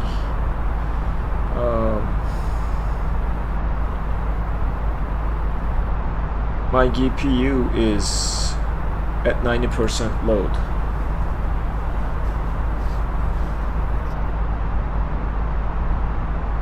So it has enough muscle power to handle that, I guess. While live streaming it will cause some lag, but I think overall we'll be fine. We are just waiting for the top of descent still. And it's great to have this weather radar and map here too. It's kind of dim. I would like it a little bit more bright, to be honest with you. Brightness is what? Auto brightness. So, yep. It's also, it's all in all, it's nice to have. Oh, it simulates moon phases. That's interesting. That's great though. That's attention to detail, if you ask me. That's good to know. I haven't, you know, checked and followed how the moon is looking like and if it's going through its phases. That's interesting. Yeah, all in all, I think Microsoft Flight Simulator is a great sim. It came a lot. It is better than the launch now for sure. It still needs some polishing, but I'm quite happy to fly in that. And because of the visual quality, the other games I play now, they seem so I don't know the correct word, so dull. Yeah, the graphic quality, and you know, there are some decent ones, but most of the games I play doesn't have the same quality like the simulator. That's what I'm trying to say.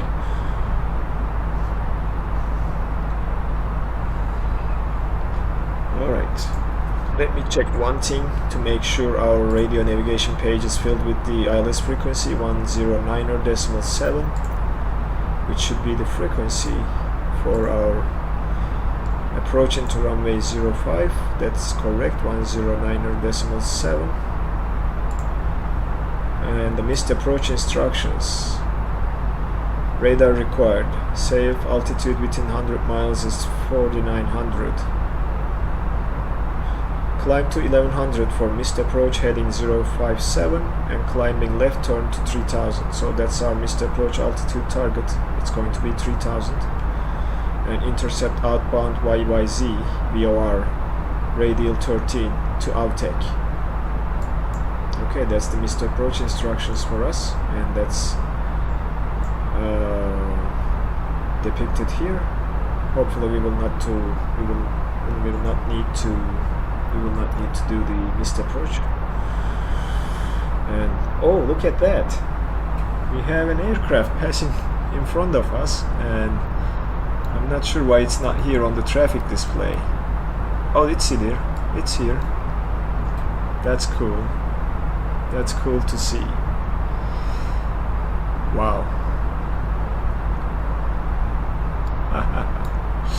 I think this is the first time I saw an aircraft passing by like that. Yep, it's an Air Canada 7221.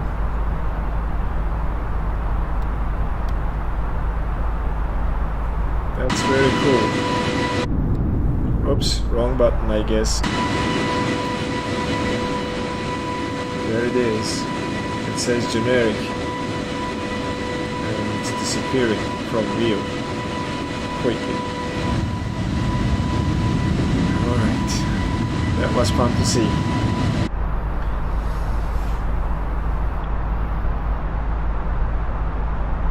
Let's check the distance on the progress page one more time. 185. We still have time to our top of descent. Roughly 90 miles.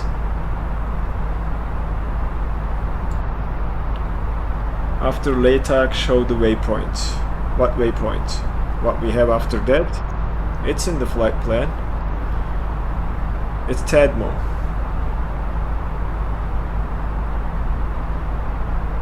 Oh, you just checked it from FlightAware, so it's a real flight, looks like? Yeah, I agree, Michael. Visually this sim is second to none. It just blows me away. The clouds, the scenery, the ground, the aircraft, the buildings, the trees. It just has so much to offer. Yep, Koshik, TADMO is the waypoint after LETAK.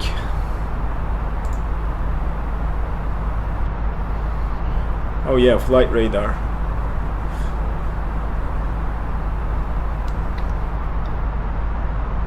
Nice steady flight though. I think in this type of longer flights we need to have some sort of passenger simulation or something. Yeah, It's, I mean, next year I'm pretty sure we will see a lot of new aircraft coming to the sim, a lot of you know, add-ons and whatnot. But you know, the other piece is, if you start to pay, you will end up paying a lot of money to the add-ons and everything. So I will be probably a little bit selective. Yeah, I mean, I'm waiting for, you know, I thought about using self-loading cargo in this flight, but I'm waiting for the next revision. It will come out shortly. Hopefully, the developer said he is making the final touches, and then we will be having passenger simulation when we are flying an airliner in the live streams going forward.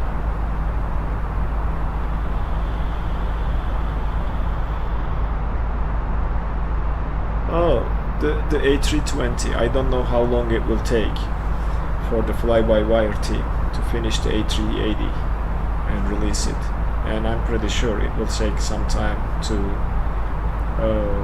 fix the bugs and everything.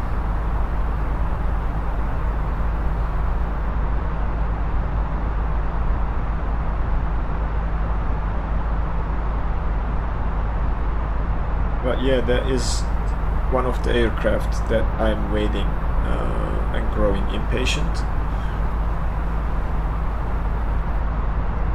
Hopefully, but the first one that will come out is going to be the PMDG 737.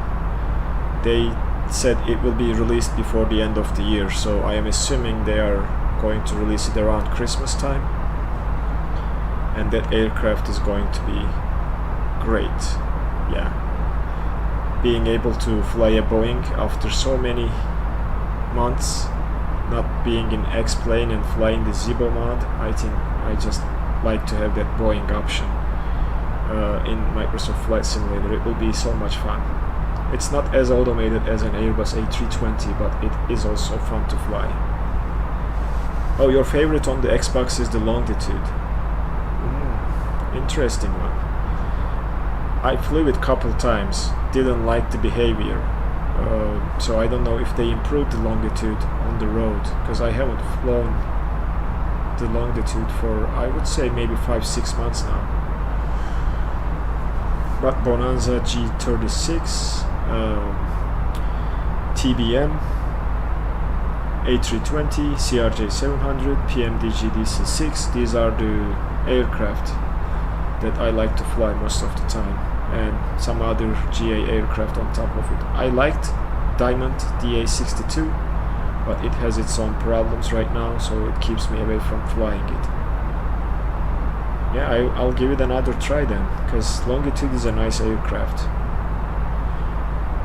but it wasn't flying right when I last flew with it, and had problems with the approach and capturing the ILS.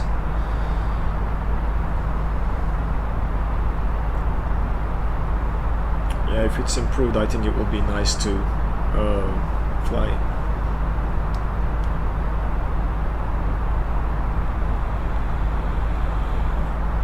I really wish I could have the planes from the Microsoft lineup without having to buy. Oh, you're talking about the planes they are going to release for air races?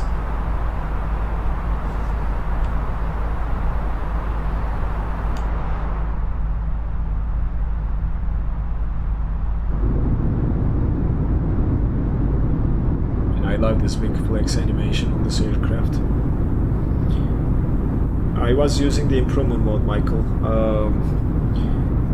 The problem is, I think, introduced with the Sim Update 5. It has a bug that Microsoft needs to solve, and it's not behaving correctly. I can't remember exactly what happened in the flight, but I can't trim. The batteries turn off by itself up in the air, and had problems with the power. So I don't know if it was my setting or whatever. Oh, the ones you didn't get in the... Well, I wouldn't worry about them too much more though. Like Boeing 878 is a total disappointment to me. Michael says Peter says Longitude is improved, so I'll give it another try. The other Cessnas, I believe, are the ones that you are talking about, the one with the steam gauges, the 72, which is a nice aircraft to have.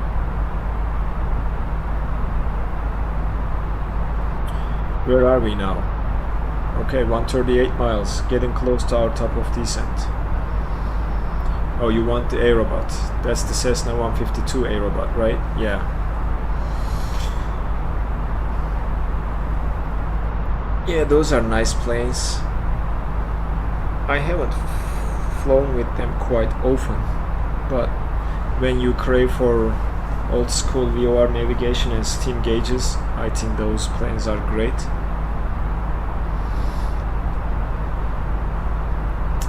Yeah, I hope too. I mean, I liked the Diamond DA62. It was a nice aircraft to fly for a while, and then it started having some bugs and whatnot. And I wish they fixed the King Air 350. It's also a nice aircraft, but it has a lot of problems, like the torque behavior is not right, cockpit interactions are limited, it doesn't do certain things that a turboprop should do. So I flew it a couple times but haven't visited that aircraft for a long time. We are delayed by 5 minutes. Okay, I will make an announcement to the passengers, Koshik. Are you getting that from Volenta? It says 18 minutes remaining for me. Yeah, I wish the King Air worked too, Moto. It's a great aircraft, but well, with the current state, it's not fun. We are slowed, probably, Koshik, because we have a 25 knots of headwind, and that's probably why we are delayed. Yeah, that might be true, because we have a headwind now, so that will impact our arrival time and slow us down a little bit.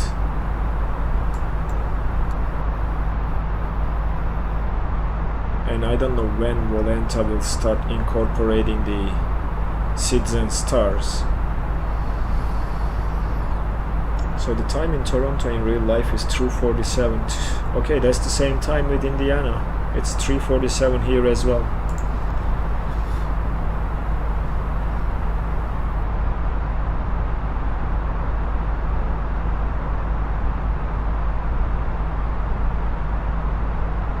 Just a little bit more before the top of descent. 119 versus 94 for 8,000. And do we have another restriction other than 8,000? I don't think so, right? So that's 8,000, and we have a 210 knots speed restriction too. So let's be careful about these two speed restrictions.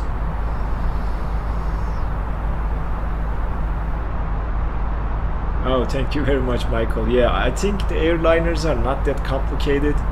You just need to remember a lot of things for a smooth flight without any problems. But you'll get there, I'm pretty sure you'll get there. Just keep watching tutorials. I have some, other YouTubers have some very good tutorials about the A320, and Flybywire team have their own videos and guides on their website for the A320, so you will be fine after a while. But other than that, I think GA aircraft is fine, because you get to see the beautiful scenery, you interact with the plane a lot more, and it's more fun to fly and see interesting things around. So yeah, but thanks for being in the stream and watching. Alright, so 15,000, and at Sekop we have a 250 restriction. We need to keep that in mind, and then we need to keep this 210. That's the minimum clean flap speed, 210 at PUPOV. And let's see if we have any other restrictions on our approach. Looks like there aren't any. So from 8,000 we can descend directly down to 3,000, keeping the speed at 210, and ready to deploy flaps. That's the plan.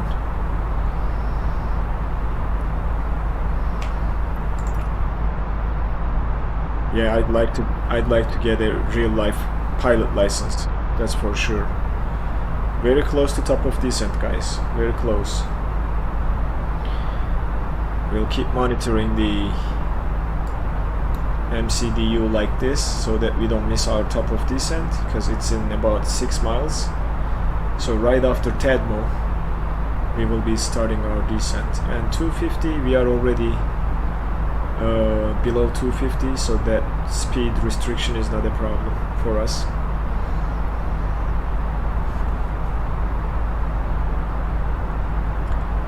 Let's get ourselves ready for the descent. Let's set the altitude to 8,000. 8,000 is set. We are 97. In 3 miles we will be descending. And it will be a managed descent for a little bit, and then we'll go selected speed and slow down to 250, and then eventually to 210 knots. 95, almost there. 94.9, 6. And let's start our descent, guys. There we go. Aircraft is now in descent mode. FMA is annunciating throttles are at idle and descent is active. So we are now on our descent. We will keep an eye on the ND and the restrictions. As you see here, 210 is here, and we shouldn't be going above 250, which we are not, so that's a good sign. Shall we do the ILS auto landing? If you guys want to see how it performs with auto landing, I have no problems doing the auto landing.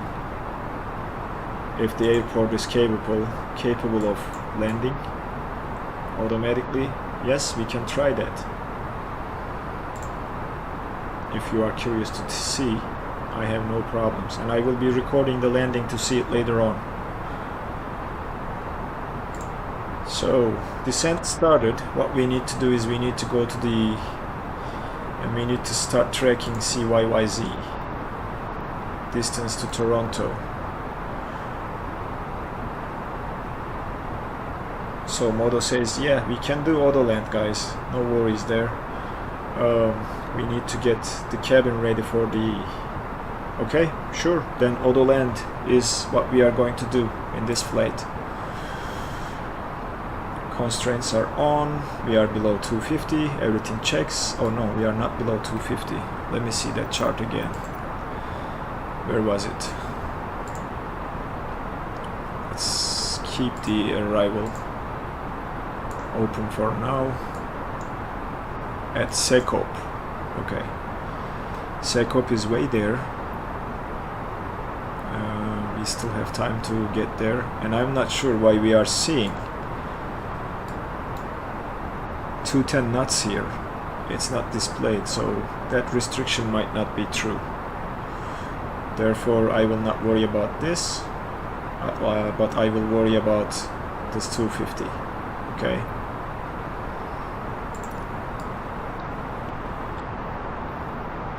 very cool. We'll go down. We need to get to the performance page. As when we hit the first waypoint of the approach, we will activate the approach phase. That will set the aircraft for the approach, and that waypoint, according to our charts, is our transition, which is let's see here,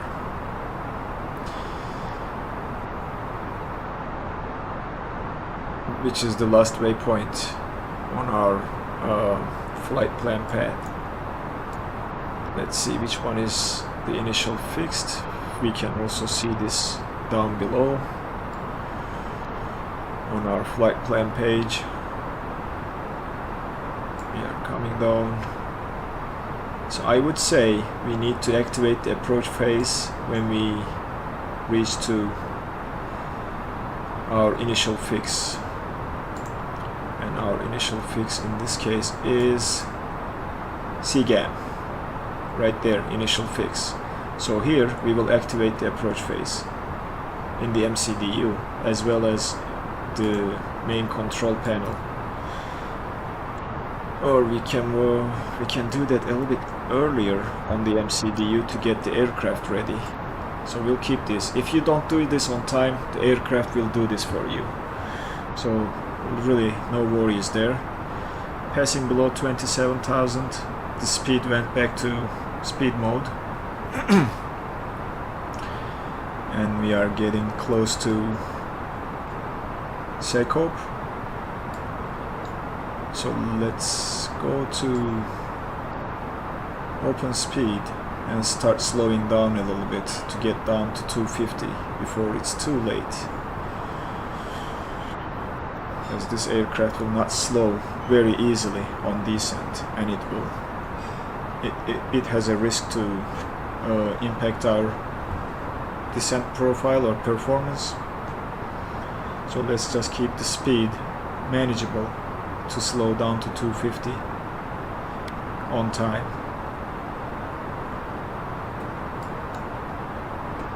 Yeah, that 210, I'm not sure about this restriction, but we definitely have a 250 down here and then 210 down on the road on our approach,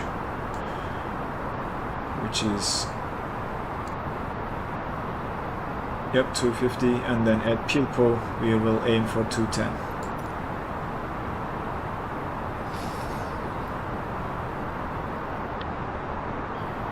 Very nice. Who is here? I know Koshik is in front of us now, right there. I don't know how he managed to pass us. Maybe he was cruising faster, I don't know, maybe he had a different route, maybe he went direct, but he's ahead of us now. He was behind at the beginning. Alright, at the next waypoint, Amoeba, we will slow down to 260 and then eventually to 250. And looks like we will not have any problems with staying between 17 and 15,000. Right there at SECOP. We need to be below 17 when we reach there. So right now it looks okay, we will make it.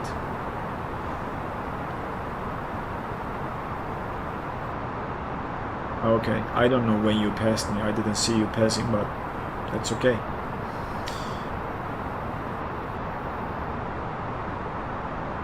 Alright, descending very nicely. Speed looks good. And then we will set for 3000 after passing that restriction at PUPOV. Go down to 3000 for our approach, and that will be the last setting that we have to worry about on the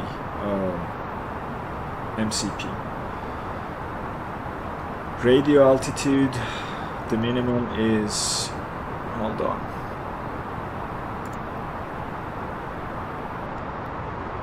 .764. Alright, I'm monitoring the altitude.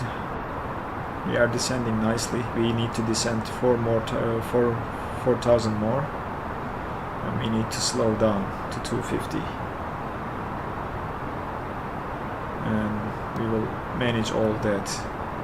No worries. We have 6 miles before Amoeba, and we are already at 20,000, so that's not a problem.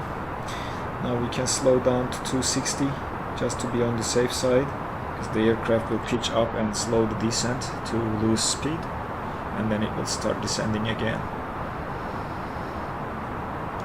And there is no shame in using air brakes, by the way, or speed brakes.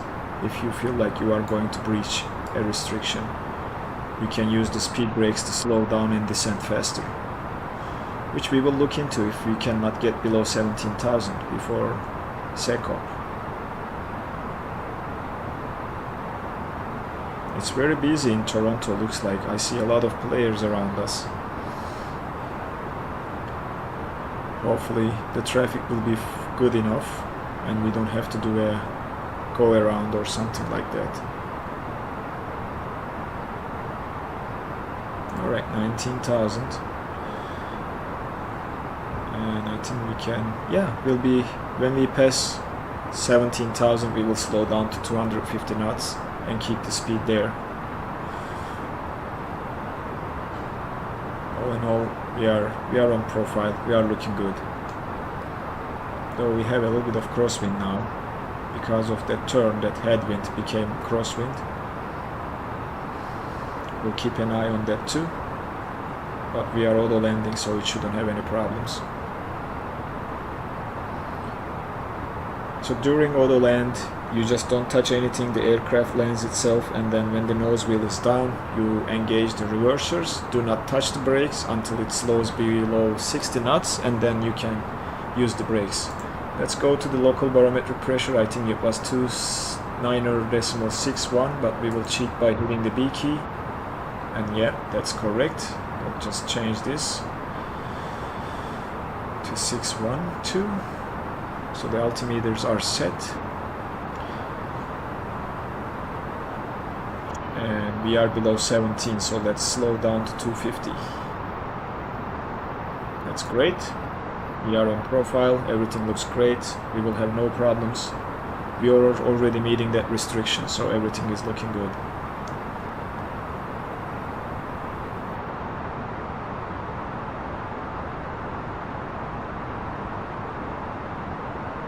Let's go down to the performance page.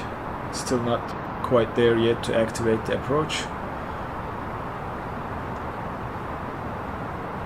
But I'm planning to activate that at PUPOV, our restriction.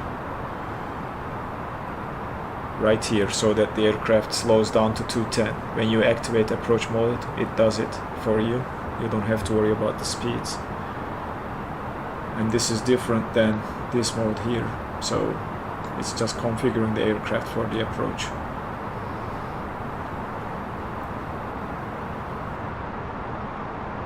Alright, passing 15,000 now. We met that restriction, no problems. And that's the only in-between restriction we have. So we are now aiming for 8,000 at PUPOV, which looks like we will meet that restriction, no problems. And we are closing to 10,000. We should think about now arming the speed brakes, turning the passenger signs on, passing 10,000, and landing lights to on when we are passing 10,000. Speed brakes are armed. Ignition mode is going to be ignition start when we enter the approach, but for now we will keep it at norm. And that is there just to be able to start the engines in case of an engine out. Alright, we are at 250 now. Speed is looking good. And we have a 210, remember, at PUPOV, so let's slow down a little bit more to meet that 210. This will get us there. And as I said, there is no shame in using some speed brakes to slow the aircraft down,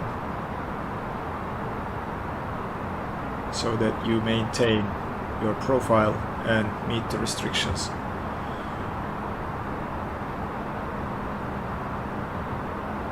Alright, we are at 230 knots. Now we can get rid of the speed brakes and arm the spoilers again. 13,000. And all looking good. We are about to enter the beware stutters. We'll see, Koshik, we'll see. Is it on the stream though? You guys let me know if it's stuttering for you in the stream. I don't see in my screen, but it might on your end, so let me know.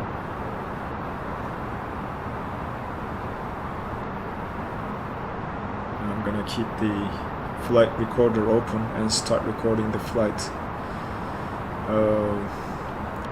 when we get a little bit more close. Let's check down below. Approach phase is still not activated yet. We are waiting for PUPOV.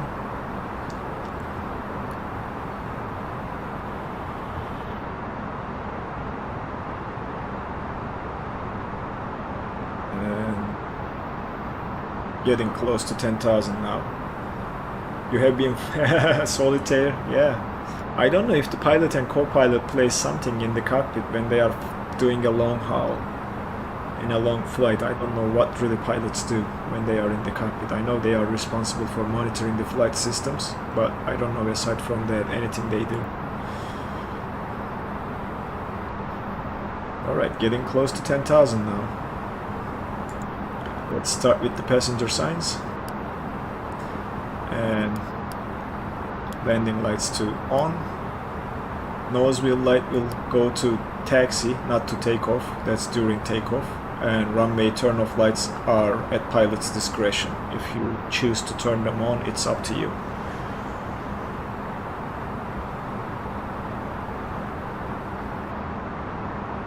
And we are reaching to PUPOV, so we need to slow down to 210, and I'm gonna use my speed brakes again to slow the aircraft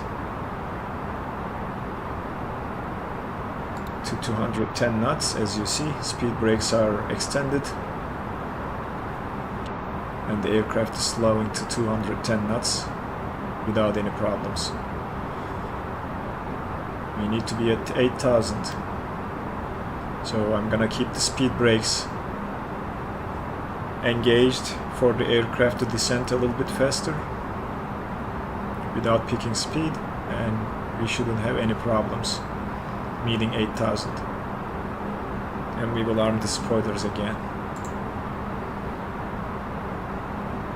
You slowed to minimum for me to catch you. We'll see if I can catch you, we'll see. Alright, passing 9,000. I don't see why we cannot make it to 8,000 at PUPOV. It looks quite feasible and doable. So, and we will level off at 8,000.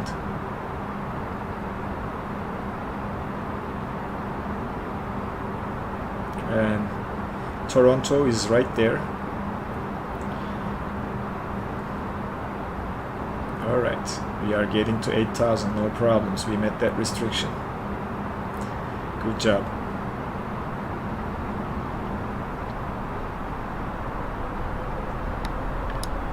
We can get rid of the speed brakes now. And the aircraft is going to maintain 8,000 until we instruct it to go down to 3,000, which I will after clearing that waypoint. No, not that. Stay there.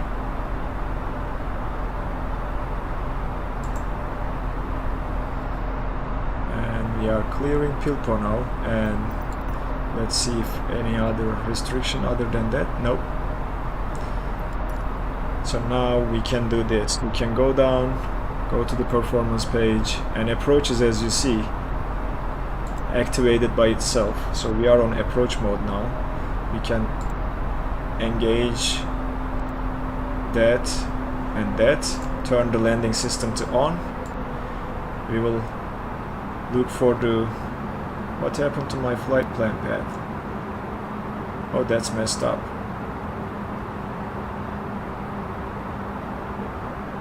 Huh. This is interesting to see, guys. Let me check the flight plan page. We are going to our transition CGAM, which is this guy here, but I'm not sure why it's displaying the flight plan path like this. It wasn't like that before, I swear. So, but we are picking the ILS signal, which is good. Landing lights are on. I'm gonna turn on the runway turn-off lights. It's a little bit cloudy now. And ignition selector goes to that, and we can go flaps 1. At this point, aircraft will now maintain the speed of 210. Well, I'll just leave it to the aircraft. Manage speed. It should slow down. Yeah, it seems like it is still following the waypoints, but the flight plan is drawn differently, so let's not worry about it. Okay, we are going down to 3000, no problems. And yeah, we are picking up the ILS signal, which is nice. So we will keep the speed like this, and the aircraft will do its thing to get there. And no more flaps until we reach our transition waypoint.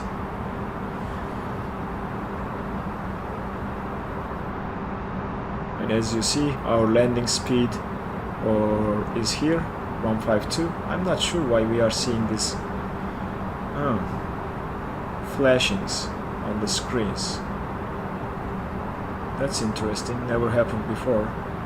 And it's not about delivery, I know that for sure because I tested this livery. Oh, the brakes will go low brakes as Koshi calculated for us. And hopefully that will stop us to 3200 at low brake setting. Yeah, we'll keep it low. We will be using reversers, so we should be fine. The other thing, brakes are set, spoilers are armed, flaps 1, ignition is looking good. And what else? Am I forgetting something here? Terrain on. We should see the terrain below us to be on the safe side. And we will inform the cabin. Flight attendants, please prepare for landing. Alright.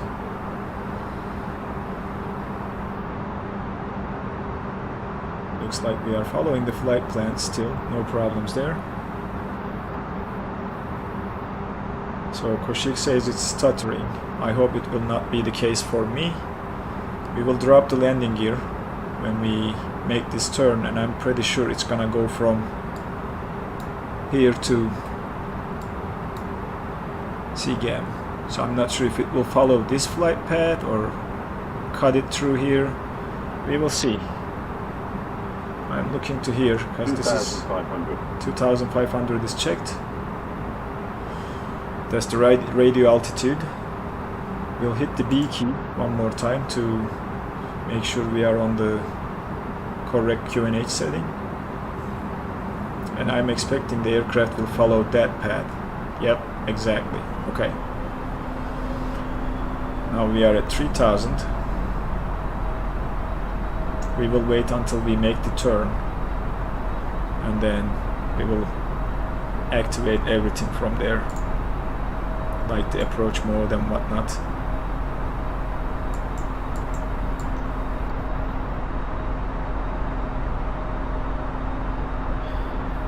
A little bit of distance. Let's go. We are not landing flaps full. Yes, that thing. You need to let the ground proximity warning system know that you are not landing full flaps, otherwise it will start screaming at you. So you have to turn landing flap 3 on, and it will change the screen, flaps conf 3.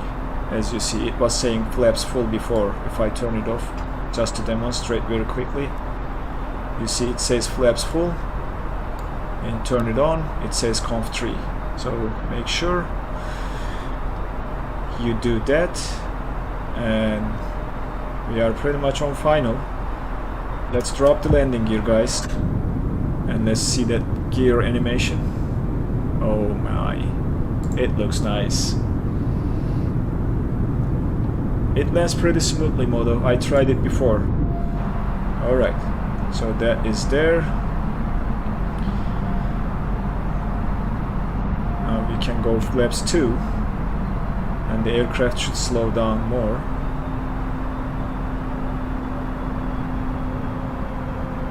And we have one level of flaps to extend for our landing. So now we are making the turn into Toronto. The airport should be somewhere there behind the clouds.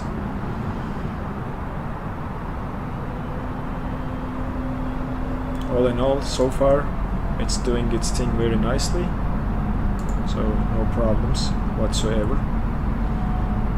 And we will transition to CGAM and go full flaps before capturing the glide slope. So airport is somewhere over there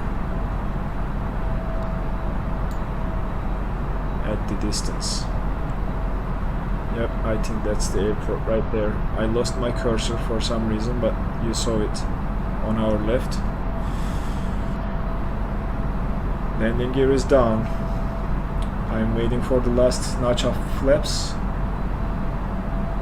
which we can do now. Config 3. We are all set for landing.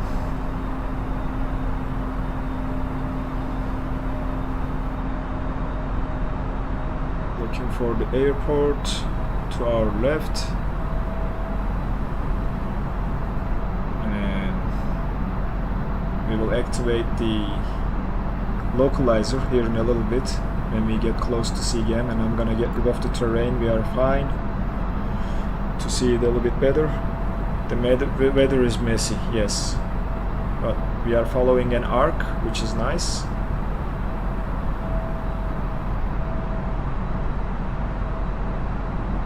We will activate the localizer mode to actually I'm not picking up the localizer signal. Maybe we are far away now. I'm waiting for us to pick up the localizer again at CGAM. Hopefully we will. What's our distance? 19 miles. Yeah, at around 19-20 miles you pick the localizer signal. As soon as I start seeing it here, I'm gonna activate the localizer and then the landing approach mode right after that. Just waiting for the ILS frequency or ILS capture here. Waiting for the frequency. Crosswind. Right now I have a tailwind, not a crosswind. That's the ILS signal. Let's go localizer mode now. The aircraft will align itself with the center of the runway, and we are getting close. Let's activate the approach. Now all looking good. When we center ourselves, we are fully configured to capture the glide slope and everything.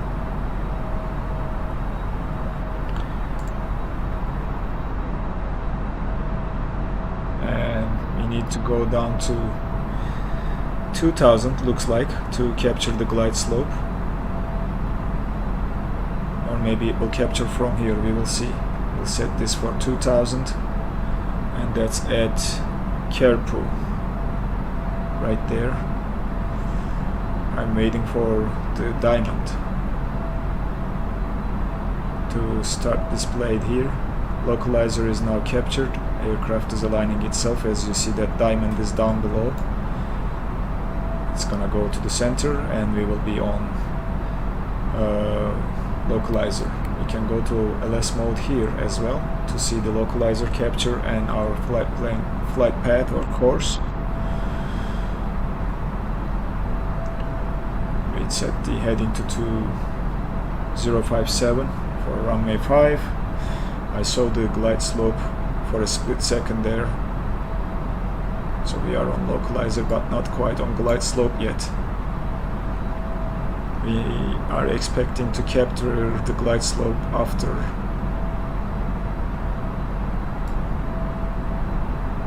Well, hopefully we will capture it. That is the only thing. Let's activate auto land.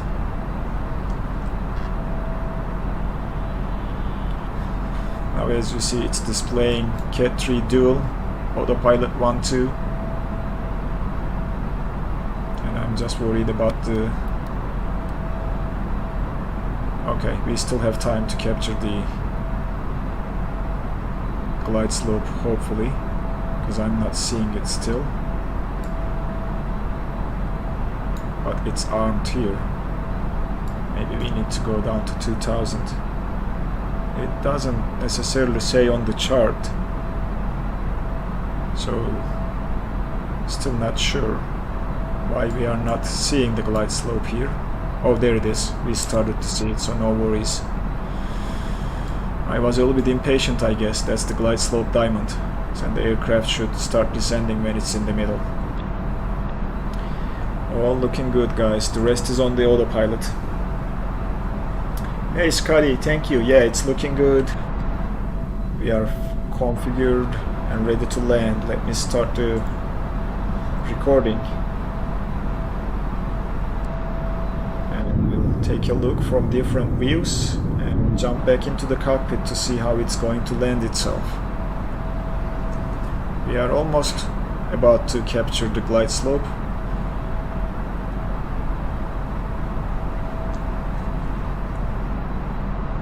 Let's go back to LS mode here. And there's another LS mode here too that you can turn on or off. And as you see, glide slope is now captured and active, and the aircraft is now descending.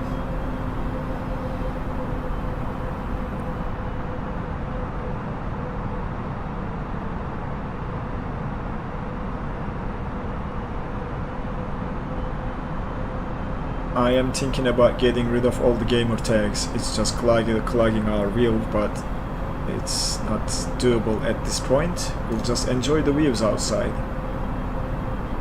Beautiful view of Toronto around us. Because it's landing itself, there is no reason why we can't go out and take a look.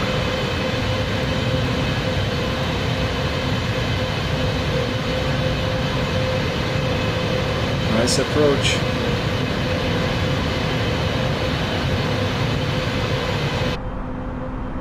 Alright, there's an aircraft on the runway. Puppies are looking great. 2 white, 2 red. And missed approach altitude is now set.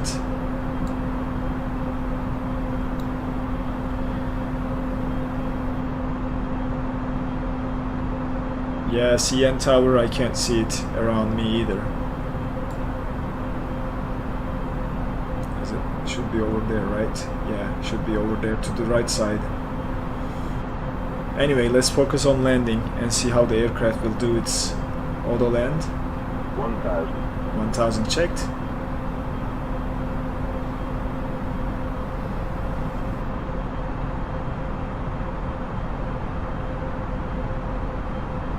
Very nice approach, if you ask me. Very nice.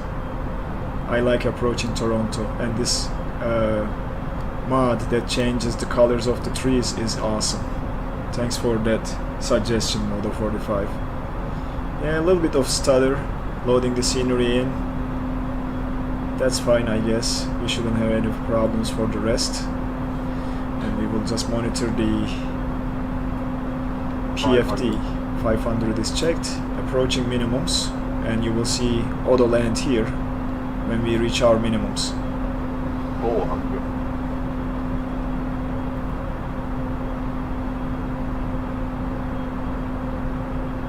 300. 100 above. 100 above is checked. 200. Minimum.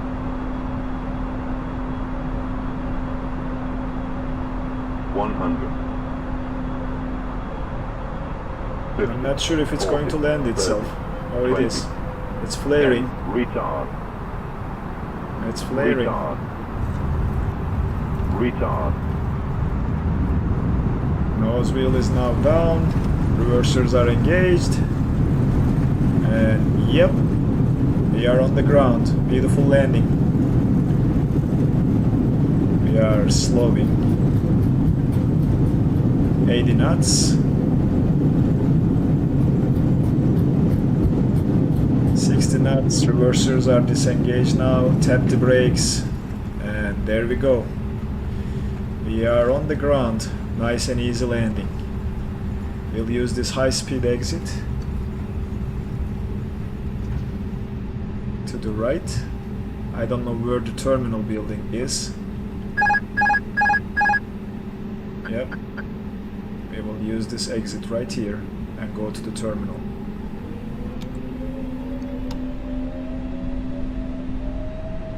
Alright.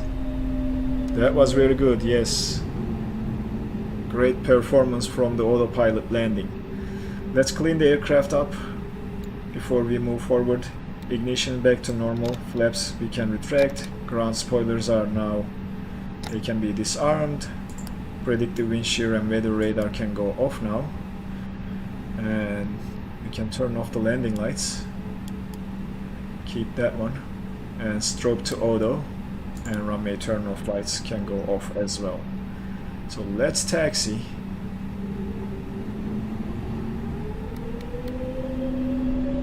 To a parking position.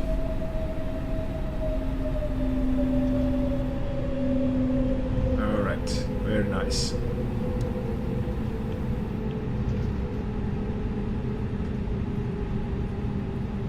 Now we don't need these anymore. Let's maintain the taxiway. Don't get off to the grass. And we'll go like this.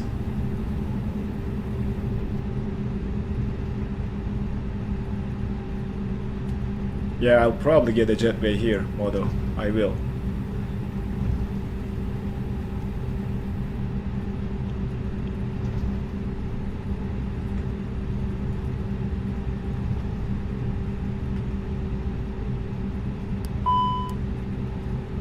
Yeah, I was checking the nose wheel steering. I'm still not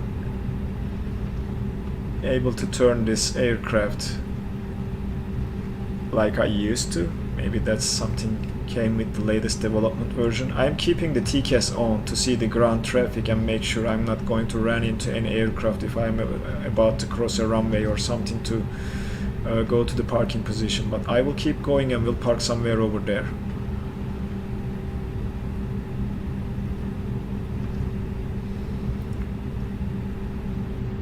Alright, now we can do transponder to standby, and I'm drifting off the taxiway. Alright. That's why you need a co-pilot to do these things for you. We'll take this left turn, okay, and we'll find ourselves a parking spot somewhere over there.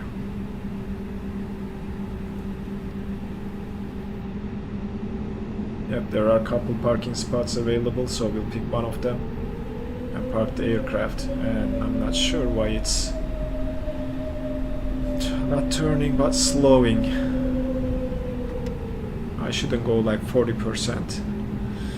And one to stop the aircraft, but I'm going next to that KLM right there, and I will park next to that aircraft. Let's go here. I think that's what we need to do to turn. Let's see the ground markings. Yep. Let's keep going.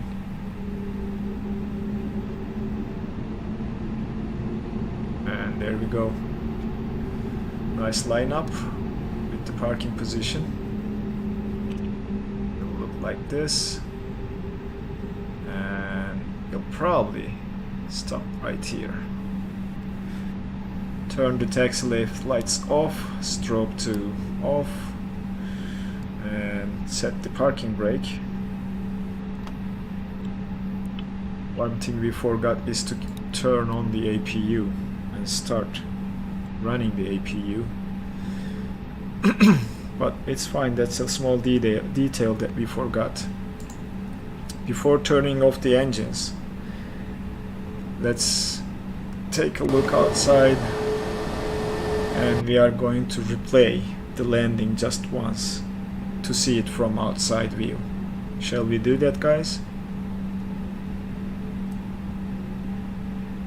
Yeah, shared cockpit, we need to try it up front model. We need to set up some time offline, and we can try it in a live stream. I know it's doable, we need to practice a little bit. Okay, time for replaying the landing. You guys ready? There we go.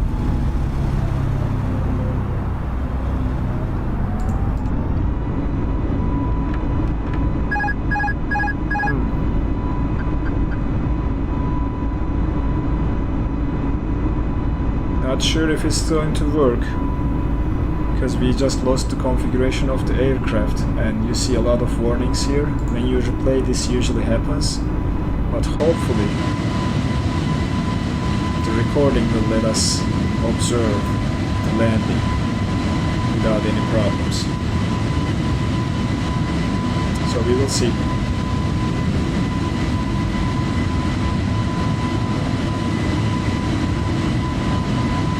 We should move this a little bit closer to save some time and resume from here.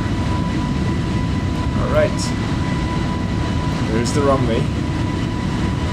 I'm trying to catch a nice view of the aircraft.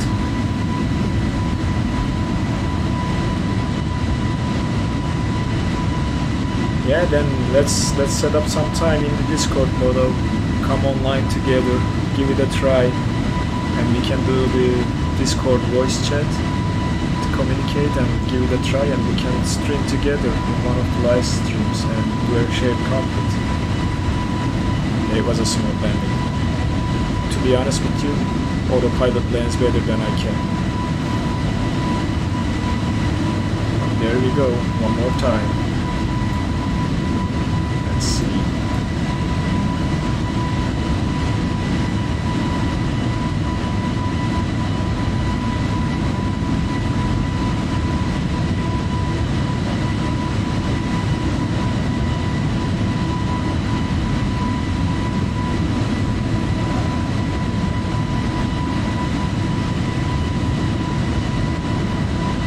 Yeah, usually. I haven't updated that, Michael. There is a spreadsheet at the video description for all my videos and live streams that lists the add-ons that I'm using. Most of them are on that spreadsheet except the ones that are payware. I can add them. Look at that landing. Wow, that was nice. This was a really nice landing by the autopilot.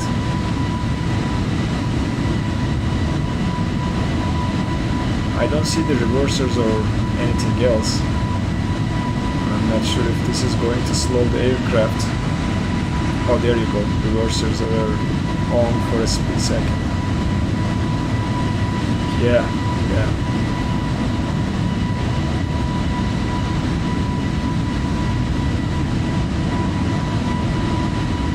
Oh yeah. Latin VFR RX is the add-on that gives you different catering trucks and everything, Michael. And then I have the improved airport textures as well, that changes the textures of the runways and taxiways and whatnot. So yes, you're right. Let me add them to the list too, for you guys to see it. Well, okay, so the replay looks like working. Let's stop the replay, get the aircraft back to where it is.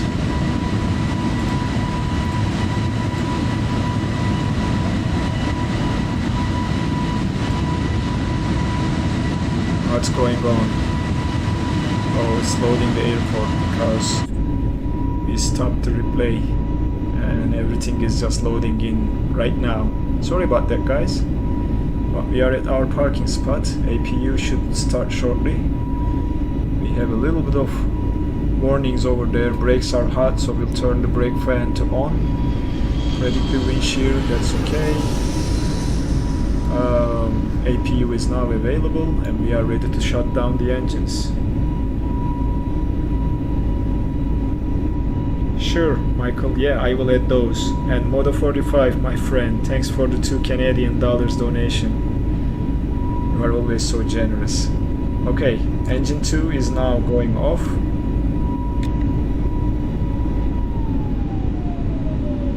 Alright, that is engine number 2. the same thing for engine number 1. And both engines are now turning off, and Microsoft thinks we are done, but we are not quite done yet. We'll turn the beacon light off. Strobe was also turned off, and it's, I think, the replay